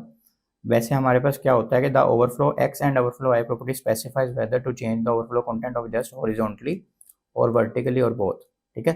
अगर हम ओवरफ्लो ऑटो करते हैं, तो हम उसको ये नहीं बता रहे कि टॉप टू बॉटम हम कह रहे हैं या हॉरिजॉन्टली, हम उसको हम ओवरऑल सारे का कह रहे हैं। यानी यहाँ हम चारों प्रॉपर्टीज में कहीं भी नहीं बता रहे कि एक्स एक्सिस पे करो या वाई एक्सिस पे करो। लेकिन यहाँ पे अगर हमने अलग अलग देना है चीज़ों को, तो अगर ओवरफ्लो एक्स करेंगे तो क्या होगा, लेफ्ट से राइट साइड हो गया, और ओवरफ्लो वाई करेंगे तो टॉप टू बॉटम होगा, ठीक है। ये सही कह रहे हैं, मुझे गलती लगी है। ओवरफ्लो एक्स होगा तो क्या होगा, लेफ्ट टू राइट साइड यानी हॉरिजॉन्टल बताना है हमने कि क्या हो, और ओवरफ्लो वाई करना है तो हमने उसको बताना है कि टॉप टू बॉटम क्या हो, ठीक है। ये यहाँ पे हम अगर इसको थोड़ा सा उल्टा कर देंगे तो सही हो जाएगा। अब हम उसको बता रहे हैं कि जो ओवरफ्लो वाई है ना, यानी कि जब टॉप टू बॉटम हो तो स्क्रॉल लगा दो, लेकिन जब स्क्रॉल हो ना लेफ्ट टू राइट साइड पे, यानी कि ओवरफ्लो हो रहा हो, हमारा डाटा ओवरफ्लो हो रहा है, तो उसको हाइड कर दो, ठीक है, या हम उसको कहते हैं उसको विजिबल कर दो, ठीक है। तो वो कहाँ लगाएगा स्क्रॉल, सिर्फ ऊपर नीचे के लिए। ये देखें, उसने ऊपर नीचे के लिए स्क्रॉल लगा दिया, और वैसे भी हमारा लेफ्ट टू राइट साइड पे तो वैसे भी हमारा अभी इस वक्त कॉन्टेंट ओवरफ्लो नहीं हो रहा, तो उसने भी उस पर विजिबल ही किया हुआ। वैसे भी अगर होगा भी तो वो विजिबल हो जाएगा, उसको और कोई चीज़ नहीं करेंगे। अगर मैं इसको कहूँ कि अगर ओवर ये टॉप टू बॉटम में हमारा ओवरफ्लो हो रहा हो ना, तो उसको हिडन कर दो, ठीक है। तो भी देखें, ना स्क्रॉल हो रहा है और ना मेरा कंटेंट है वो हो रहा है ओवरफ्लो, उसने यहाँ से सारा हिडन कर दिया, जहाँ तक आ रहा था वहाँ तक दिखाया, उसके बाद सारा उसने हिडन कर दिया हमारा कंटेंट। तो यहाँ मैं आपको कमेंट्स भी डाल देता हूँ। ये किसके लिए है, टॉप टू बॉटम, और ये है लेफ्ट टू राइट, ठीक हो गया। ये हमारी कौन सी प्रॉपर्टी अभी हमें पड़ी है, ओवरफ्लो की। इससे क्या होगा, अगर हमारा कहीं से लेआउट ख़राब हो रहा है किसी वजह से, कि हमारे पास विड्थ कम है और कंटेंट ज़्यादा है, तो हम उसको इस तरह सेट कर सकते हैं। जैसे आई फ्रेम में भी हमने ये पढ़ा था, आई फ्रेम में वो ऑटो लगा देता है ओवरफ्लो का ना, तो उसके अंदर ही हम सारा आई फ्रेम के अंदर देखते रहते हैं कि क्या हो रहा है और क्या नहीं हो रहा। मैं चेक करता हूँ अगर हमारे पास इसकी कोई पड़ी हो फाइल जिसके अंदर हम ये देख सकें।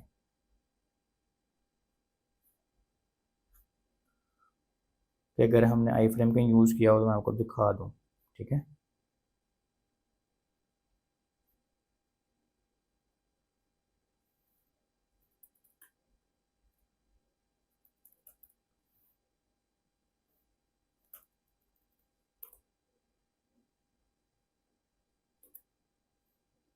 अच्छा, हमने यहाँ यूज़ नहीं किया, हम यूज़ करके देख लेते हैं।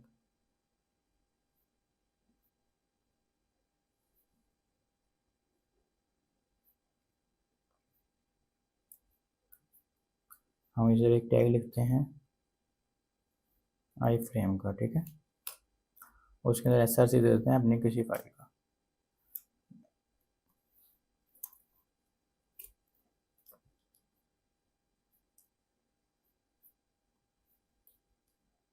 अभी देखिए हमारा ये एक आई फ्रेम है, ठीक है। इसको अगर मैं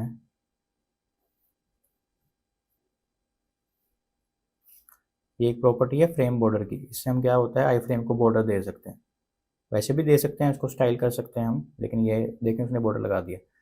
अब ये आप ध्यान से देखें तो उसने लेफ्ट ऊपर से नीचे का स्क्रॉल बार लगा दिया, क्योंकि उसके पास जगह नहीं थी पूरी, तो उसने ऑलरेडी लगा दिया। इसको हम वेज वगैरह ज़्यादा दे देंगे तो जब ना भी यूज़ करना पड़े हमें, और स्क्रॉल बार हम ख़त्म भी कर सकते हैं CSS से। लेकिन ये उसकी बाय डिफ़ॉल्ट प्रॉपर्टी है, तो उसने उसके साथ क्या लगा दिया, स्क्रॉल बार लगा दिया, ताकि आपका जो कंटेंट है वो ओवरफ्लो ना हो। तो कुछ प्रॉपर्टीज़ पहले से लगी हुई भी आती हैं, जैसे H1 बड़ा होगा, बोल्ड होगा, ठीक है। हम उसको बोल्ड करते नहीं है, वो पहले से बोल्ड होता है। तो ये कुछ प्रॉपर्टीज़ बाय डिफ़ॉल्ट भी होती हैं, और हमें अगर चाहिए खुद से तो उसके लिए भी हमारे पास टैग्स होते हैं, उसके लिए भी हमारे पास प्रॉपर्टीज़ और उसकी वैल्यूज़ होती हैं, उससे हम उसकी चेंज कर सकते हैं वैल्यूज़। तो इस लेक्चर में हमारा बस इतना सही था काम ओवरफ्लो का ही। इंशाल्लाह नेक्स्ट लेक्चर में हम फ्लोट पढ़ेंगे। और उनकी प्रॉपर्टी div1 है, उसमें ना लेफ्ट पे कुछ है ना राइट पे कुछ है।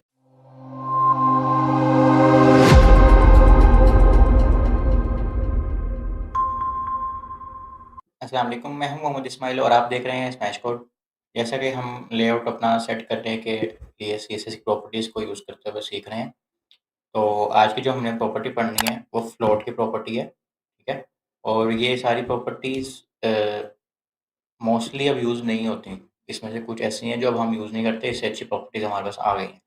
लेकिन वो नई प्रॉपर्टी सीखने के लिए हमारे पिछले कॉन्सेप्ट क्लियर होने चाहिए, ठीक है। इसलिए मैं ये सारे कॉन्सेप्ट्स क्लियर करवा रहा हूँ ताकि हम स्टेप बाय स्टेप मूव करें। मैं आपको एकदम से एडवांस लेवल तक नहीं लेके जाना चाह रहा, ताकि आपके ऊपर से ना गुजर जाए, आपको समझ आनी चाहिए। तो इसलिए हम सारी प्रॉपर्टीज़ पढ़ेंगे जो भी यूज़फुल हैं। बिल्कुल ऑब्सोलीट नहीं मैं पढ़ा रहा, इनसे काम होते हैं सारे, वही भी मैं करके भी दिखाऊँगा सारे। और उसके बाद फिर हम आहिस्ता-आहिस्ता स्टेप बाय स्टेप ऊपर जा रहे हैं, ठीक है। तो सबसे पहले हमने जो पढ़नी है वो फ्लोट की प्रॉपर्टी है, ठीक है। और हम साथ W3 स्कूल भी खोलते हैं ताकि हम यहाँ से एग्जाम्पल देखते रहें।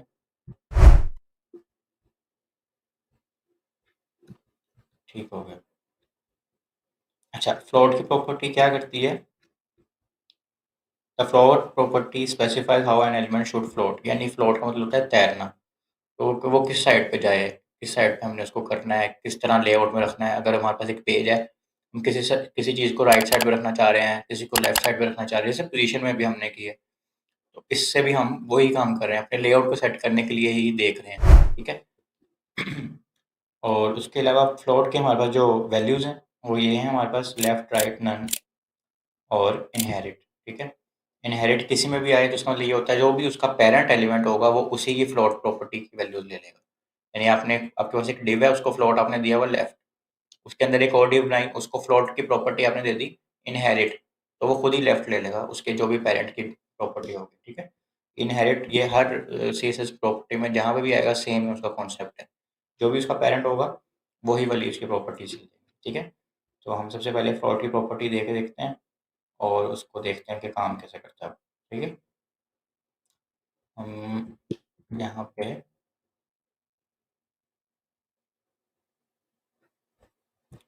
एक डिव बनाते हैं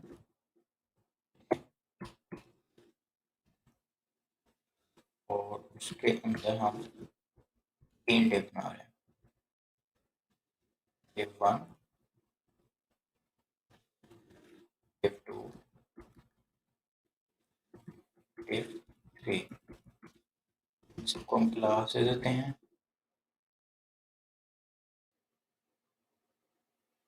फ्लोट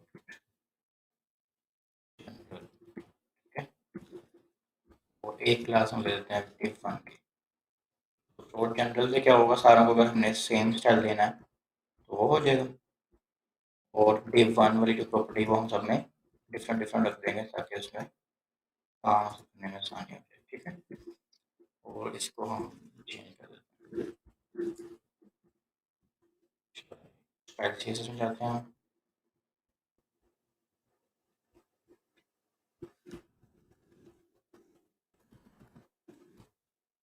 और डिव जनरल को क्लास देते हैं हम, और एक फ्लोट जनरल है,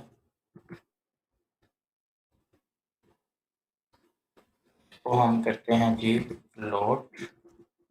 चले अभी इसको भी हम नहीं छेड़ते, अभी हम सिर्फ div 1 को क्लास करके इसको करते हैं फ्लोट लेफ्ट, ठीक है, और इनको कलर भी दे देते हैं।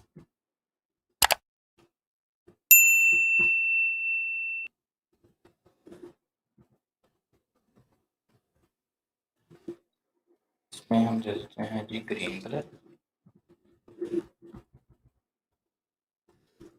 हम दे देते हैं ब्लू कलर। अभी हमने बाकी सारा को फ्लोट नहीं देना, अभी हम सिर्फ पहले को फ्लोट दे के देखते हैं कि क्या होता है, ठीक है।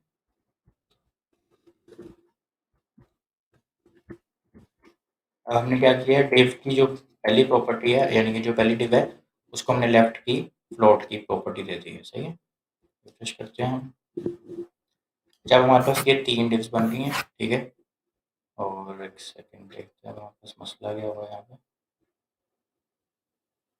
ठीक है, एक दफ़ा हम इस div को भी खत्म कर देते हैं।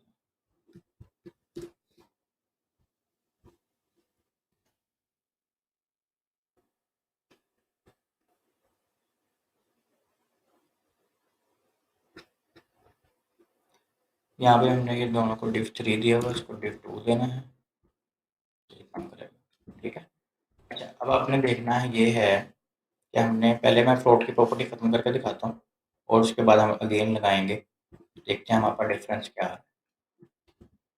ये हमारे पास 3 div की प्रॉपर्टीज थी, और div ब्लॉक लेवल एलिमेंट है, यानी ना उसके लेफ्ट राइट पे कुछ आएगा, ना उसके लेफ्ट पे आएगा, ना कुछ राइट पे आएगा, उसके ऊपर नीचे आ सकता है, ठीक है। इनलाइन एलिमेंट्स में क्या होता है, उसके लेफ्ट पे भी आ सकता है, ऊपर नीचे भी आ सकता है, राइट पे भी आ सकता है। तो अब हमारे पास div 1 की प्रॉपर्टी, div 1 है, उसमें ना लेफ्ट पे कुछ है ना राइट पे कुछ है, लेकिन जैसे ही मैंने फ्लोट लेफ्ट की प्रॉपर्टी दी है इसको, तो क्या हो रहा है कि जो उसके नीचे वाली div 2 थी, ठीक है, वो उसके साथ आ गई। अब हुआ क्या है कि जब भी हम फ्लोट यूज़ करेंगे, ये देखें, जो फ्लोट की हमने यहाँ पे डेफिनेशन पढ़े थे, the float property is use for positioning and formatting content that an image float left to the text in container, the float property can have the following value। यानी कि जब भी हम can be use to wrap text around image, जब भी हम float property use करेंगे ना, तो वो एक किस्म का तैरने लग जाएगी चीज़, फ्री फॉल हो जाएगी, तो अब वो ब्लॉक लेवल एलिमेंट नहीं है, ठीक है। तो अब वो उसके साथ चीज़ें आ सकती हैं। अब div 3 ऊपर क्यों नहीं आई, क्योंकि div 2 को हमने फ्लोट नहीं किया अभी, हमने सिर्फ div 1 को फ्लोट किया, तो उसके लेफ्ट राइट पे चीज़ें आ सकती हैं।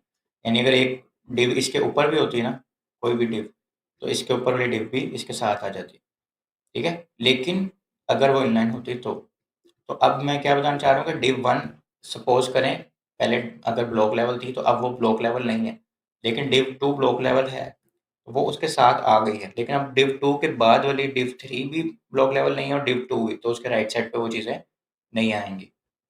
अच्छा, अब अगर हम क्या करें कि सारों को फ्लोट दे दें, यानी सारी ब्लॉक लेवल से खत्म हो जाएंगी, ठीक है। टेबल के यहाँ पे दिया हुआ है, हमने सबको फ्लोट लेफ्ट कर दिया हमने, ठीक है।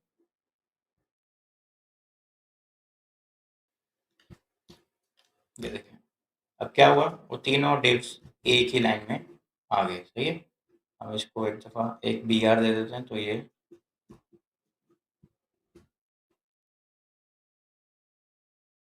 क्योंकि ये सारी ब्लॉक लेवल हो गई थी, तो ये भी इसके साथ ही आ गया था, ठीक है, वो ये रहा था और कुछ नहीं हुआ।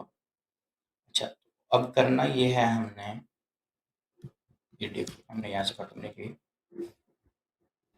अच्छा, अब हमने क्या किया, तीनों को क्या कर दिया, फ्लोट दे दिया। फ्लोट से क्या हुआ, वो सारी इनलाइन एलिमेंट्स हो गई, और सारी लेफ्ट अलाइंड हो गई, क्योंकि हमने क्या किया हुआ है कि तैरते हुए जाओ, लेफ्ट साइड पे चले जाओ, ठीक है। अब अगर हम इसको राइट साइड कर देते, अब अगर मैं यहाँ से सारी प्रॉपर्टीज खत्म कर दूँ, और एक डिव को प्रॉपर्टी दूँ जिससे सारों को लग जाए, जो कि हमने ऊपर एक डिफाइन की हुई है, फ्लोट कर दूँ राइट, क्या होगा, सारी राइट साइड पे अलाइन हो जाएगी, ठीक है। इस तरह सिंपल सा। अब हमने लेफ्ट लाइन पे देख लिया, और हमने राइट लाइन पे देख लिया। नन का क्या मतलब होगा, कहीं से भी कहीं पे भी ना हो, सिंपल सी बात है। वो यानी कि अपनी बाय डिफ़ॉल्ट पोज़ीशन में चले जाएँगे, जैसे वो पहले से थे, ब्लॉक लेवल एलिमेंट्स। नन का वही काम है। जैसे अभी हम पिच स्टैटिक और ओवरफ्लो विजिबल पढ़ के हटे हैं ना, ऐसे ही नन का भी काम है। इनहेरिट का मैंने आपको पहले ही बता दिया कि क्या काम होता है। अब जैसे यहाँ पे भी इन्होंने एग्ज़ाम्पल में भी बताया हुआ है, और यहाँ पे अगर हम देख भी लें तो ये देखें, तो ये इस वक़्त फ्लोट लेफ्ट हुआ है इमेज, ठीक है? उसके राइट साइड पे सारा टेक्स्ट आ गया। सपोज़ करें हम यहाँ से फ्लोट की प्रॉपर्टी खत्म कर देते हैं, ठीक है? तो क्या था? ऐसे था, इमेज था, उसके नीचे से सारा टेक्स्ट फ्लोट था। लेकिन हम चाह रहे हैं कि हमारे लेआउट ऐसे हो कि इमेज के साथ ही सारा टेक्स्ट शुरू हो जाए, यानी वो इनलाइन एलिमेंट भी बन जाए और लेफ्ट पे लाइन भी हो जाए। ऐसे हो जाएगा। अगर हम राइट पे कर देंगे, तो इमेज की जगह छोड़कर टेक्स्ट उस साइड से शुरू हो जाएगा। तो इस तरह हम अपना लेआउट अपने हिसाब से सेट कर सकते हैं, ठीक है? नो फ्लोट यानी नन की प्रॉपर्टी। अच्छा, अब फ्लोट लेफ्ट भी हमने पढ़ ली, जब हम यानी कि कर लेते हैं इकट्ठा सारों को फ्लोट, जैसे अभी हमने किया, तो सारे एक लाइन में आ जाते हैं, ठीक है? एक एक करके भी हमने देखा और सारों को इकट्ठा करके भी देख लिया हमने, और हम इनको पिक्स वगैरह भी दे देते हैं, ठीक है? चलें भी, इसका कोई काम नहीं। अब हमारे पास ये हो गया, इसके बाद हम क्या करेंगे? और प्रॉपर्टी हमने पढ़ ली, उसके बाद हमने ये भी पढ़ लिया। अब हमारे पास है क्लियर की प्रॉपर्टी। अच्छा, अब पहले एलिमेंट को अगर आपने फ्लोट दिया हुआ, जैसे हम पहले कर रहे थे, ये तो अब हमने सारों को इकट्ठा दिया हुआ ना, इसको हम कर देते हैं सबमिट। इसको हमने कर दिया फ्लोट, ठीक है?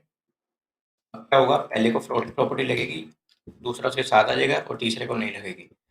अब हो ये रहा है कि पहले को तो फ्लोट की प्रॉपर्टी लग रही है, अब दूसरा ऑटोमेटिकली उसके साथ आ रहा है। हम नहीं चाह रहे कि उसके साथ आए, हम चाह रहे हैं सिर्फ पहले को फ्लोट की प्रॉपर्टी लगे और उसकी वजह से बाकी लेआउट डिस्टर्ब ना हो, यानी दूसरा अपनी जगह पे जाए। जैसे तीसरा अपनी जगह पे गया ना, वैसे दूसरा भी अपनी जगह पे रहे। उसको करने के लिए, यानी कि सपोज करें आपके पास दो एलिमेंट्स हैं, आपने पहले को फ्लोट दिया तो सेकंड एलिमेंट खुद ही उसके साथ आ जाएगा, ठीक है?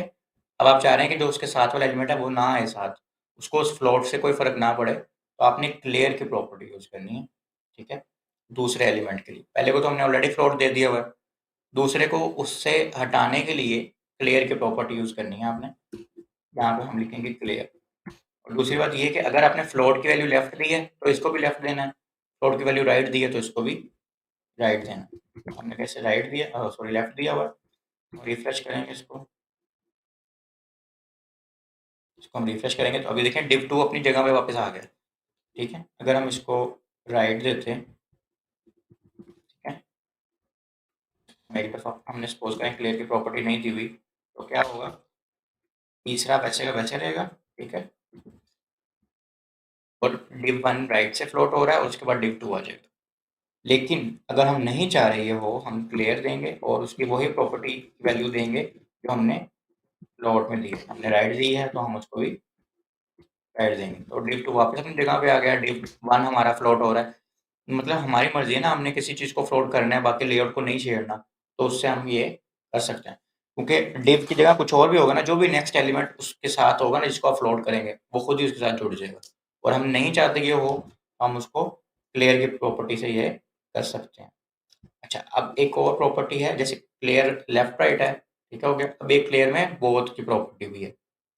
सपोज करें कि जो div 3 है ना, उसको भी हमने लेफ्ट फ्लोट किया हुआ है, या चलें इसको हम कर लेते हैं राइट फ्लोट, और इसको भी हम क्लियर नहीं करते हैं और इसको हमने लेफ्ट फ्लोट कर दिया, यानी कि div 1 हमारी लेफ्ट फ्लोट है, div 3 हमारी राइट फ्लोट है। लेकिन div 2 को हमने कोई फ्लोट की प्रॉपर्टी नहीं दी हुई, ना हमने क्लियर की प्रॉपर्टी दी।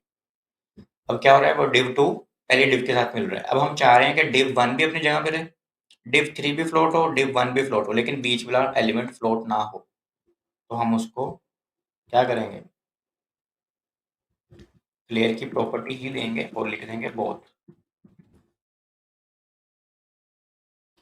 ये देखें, उसने अपने लेफ्ट से भी छोड़ दी, राइट से भी छोड़ दी, और वो बोथ को, बोथ जो फ्लोट्स थे div 3 और div 1 का क्लियर करके अपनी जगह पे वापस आ गए, जो उसकी एक्चुअल जगह थी। यानी कि अगर हमने उसकी लेफ्ट वाली चीज़ों की फ्लोट की प्रॉपर्टी खत्म करनी है तो हम कर देंगे क्लियर लेफ्ट, अगर हमने राइट वाली चीज़ों की खत्म करनी है तो हम कर देंगे क्लियर राइट। लेकिन अगर हमने दोनों चीज़ें खत्म करनी है, दोनों किस्म के फ्लोट्स खत्म करने हैं, क्योंकि एक एलिमेंट के लेफ्ट पे भी कुछ हो सकता है, राइट पे भी कुछ हो सकता है, तो हमने दोनों खत्म करनी है, तो हम क्या करेंगे, यूज बोथ की प्रॉपर्टी यूज करेंगे। उससे क्या होगा, वो दोनों साइड से अपना फ्लोट खत्म करके अपनी एक्चुअल पोजीशन में आ जाएगा। ठीक है। अच्छा, उसके बाद हमने एक लेक्चर लिया था last, display block level element और डिस्प्ले इनलाइन एलिमेंट। उसमें मैंने आपको एक चीज़ बताई थी कि प्रॉपर्टी होती है, उसका नाम होता है इनलाइन ब्लॉक। ठीक है। अब इनलाइन ब्लॉक में क्या होता है कि वो इनलाइन भी काम करता है और ब्लॉक लेवल के हिसाब से भी सबसे अच्छा काम जो करता है ना, वो इनलाइन इनलाइन ब्लॉक प्रॉपर्टी करती है। अब वो कैसे करती है, अभी देखते हैं। अब हमने पढ़ा था कि जब डिस्प्ले ब्लॉक होता है, डिस्प्ले इनलाइन होता है ना, तो क्या होता है कि उसके लेफ्ट पे भी हो जाती हैं चीज़ें, राइट पे भी। यानी कि अगर एक चीज़ ऑलरेडी ब्लॉक लेवल है, जैसे मैं कहता हूँ ये टेस्टिंग का जो ये ब्लॉक है, ये ऑलरेडी ब्लॉक लेवल है। अब मैं चाह रहा हूँ कि इसको मैं इनलाइन बना दूँ, तो ये इनलाइन बन जाएगा ना, तो इसके लेफ्ट पे भी चीज़ें आ जाएंगी, राइट पे भी चीज़ें आ जाएंगी। ठीक है। एक मिनट रुकिए, इसको हम ना साथ साथ करके देख लेते हैं। अच्छा, अब हम इसको डिस्प्ले की प्रॉपर्टी को दोबारा से एक दफ़ा करके देख लेते हैं। ठीक है, ताकि आपको समझ आए। अब जैसे हमारे पास ये एक पैराग्राफ है, ठीक है, और इसमें हमने ये पैराग्राफ में हमने कंटेंट लिख लिया और इसको हमने क्लास दे दी डिस्प्ले, डिस्प्ले 3 4। क्योंकि डिस्प्ले के नाम से हमने शायद और भी क्लासेस यूज़ किए हों, तो वो आपस में मसला ना करें, उसकी वजह से हमने इसको थोड़ा सा डिफरेंट नाम दे दिया, डिस्प्ले 3 4। ठीक है। और इसको अब हमने इस पैराग्राफ के अंदर हमने क्या करना है, एक स्पैन बनाना है। ठीक है। स्पैन का एक हमारे पास एलिमेंट होता है जिसके अंदर हम किसी चीज़ को स्पेसिफिकली टारगेट करना चाहें तो कर सकते हैं। ठीक है। और इसको हम क्लास दे देते हैं वर्ड की। ठीक है। और अभी हमें डिस्प्ले 4 से कोई काम नहीं है, अभी हम इस पर चलते हैं। अच्छा, अब हमारे पास ऑलरेडी जो वो स्पैन का एलिमेंट है ना, ये देखो मैं रिफ्रेश करता हूँ, इसका पहले हम कलर ऐड कर देते हैं आपको, थोड़ा सा वो स्पेसिफिकली नजर आए।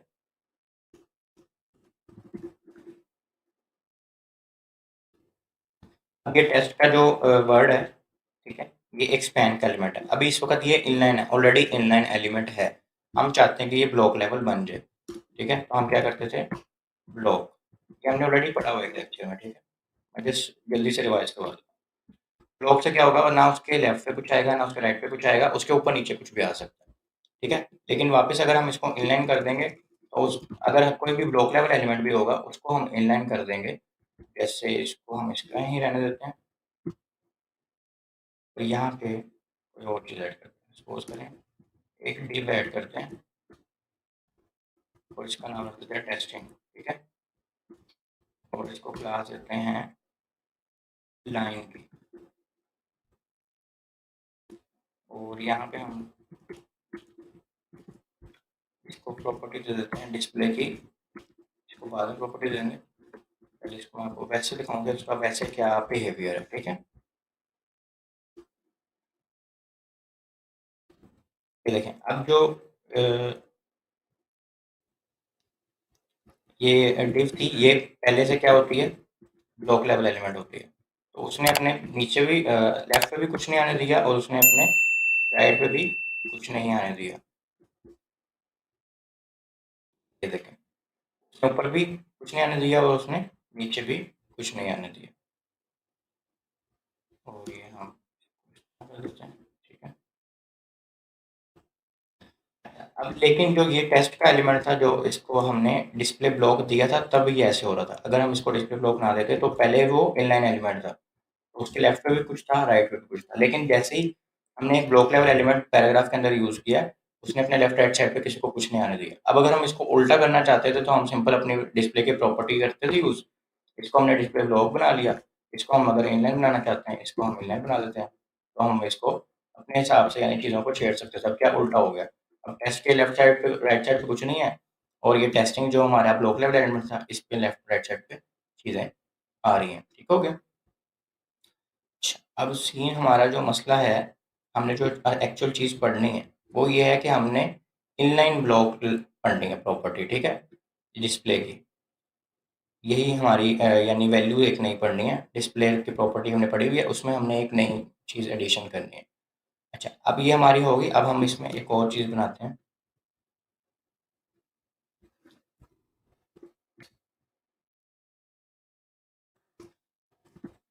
मैंने एक स्पैन बनाया, ठीक है, और इसको हम कर देते हैं दिस इज इन लाइन।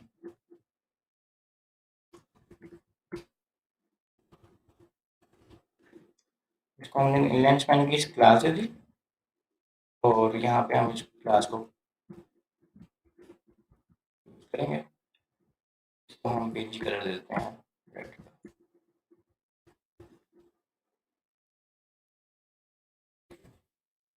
ठीक हो गया। अच्छा, अब मैं आपको एक दो और चीज़ें इसमें बता देता हूँ। जब हमारे पास प्रॉपर्टी होती है ना इनलाइन एलिमेंट की, ये देखें, यहाँ पे ये लिखा हुआ है। जब हमारे पास डिस्प्ले, हमने किसी चीज़ को इनलाइन कर देना ना, यानी वो ऑलरेडी ब्लॉक था, अब हमने उसको क्या कर दिया, डिस्प्ले इनलाइन। आप उसको जितनी मर्जी विड्थ और हाइट देंगे ना, उसको कोई फर्क नहीं पड़ेगा, वो वैसे का वैसे ही रहेगा। ठीक है, ये अगर हम करके भी देख लें, मैंने इसको डिस्प्ले इनलाइन दिया हुआ है, ठीक है, और मैं इसको हाइट दे देता हूँ, पिछले विड्थ दे देता हूँ 200 पिक्स की, ठीक है, ये ब्लू वाली डिफ की बात हो रही है। देखें, वो वैसे का वैसे ही, उसको बढ़ना चाहिए था ना, उसकी विड्थ बढ़ानी चाहिए थी, उसको हाइट देंगे, उसको फिर भी कोई फर्क नहीं पड़ेगा। ठीक है, और सेम इसमें ऐसे ही है कि उसको विड्थ और हाइट से भी कोई फर्क नहीं पड़ा। और अगर हम ब्लॉक लेवल पे चले जाएं, तो ब्लॉक लेवल में क्या होता है कि उसमें विड्थ और हाइट तो हम दे सकते हैं। अगर हम किसी प्रॉपर्टी को किसी एलिमेंट को ब्लॉक लेवल दिया हुआ ना, उसमें हम विड्थ और हाइट देंगे तो वो काम करेगी। ये देखें,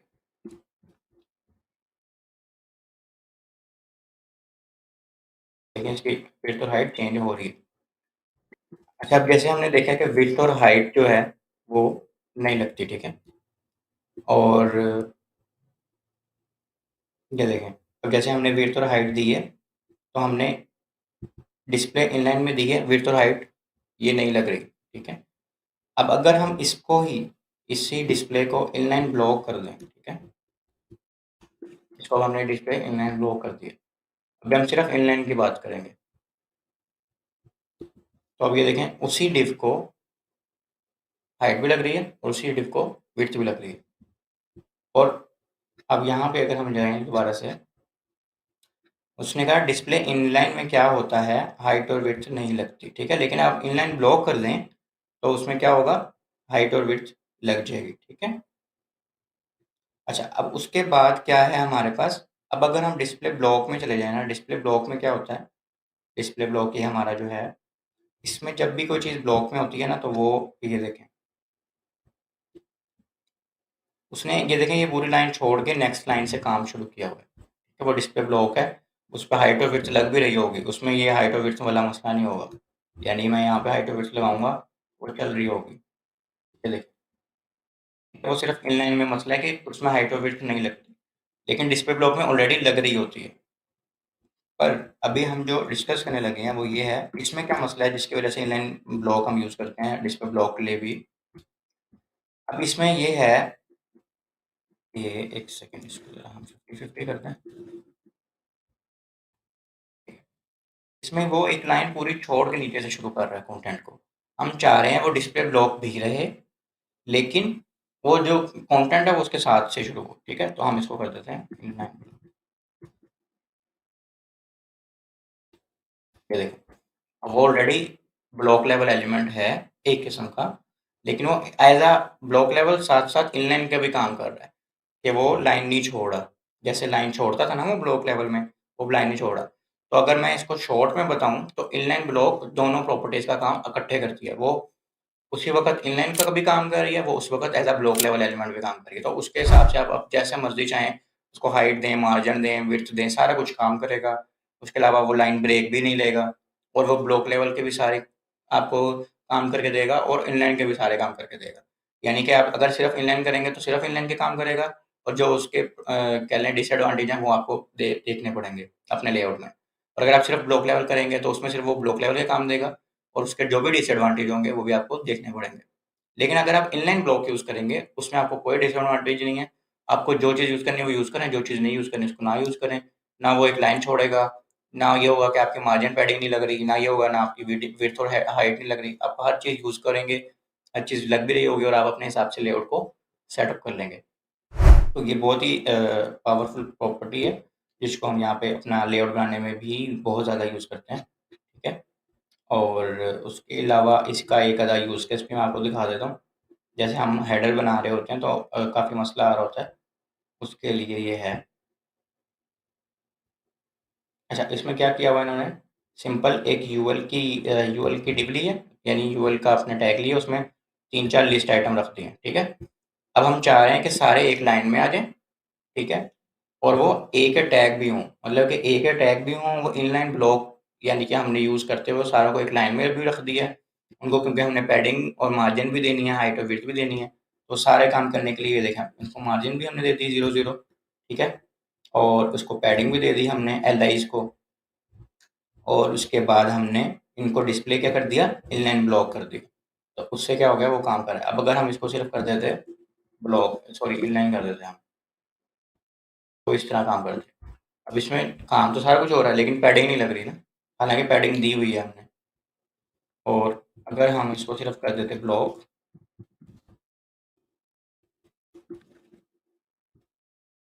तो ये इस तरह आ जाता।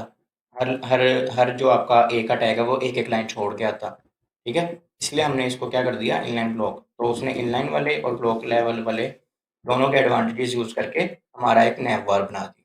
Simple is that.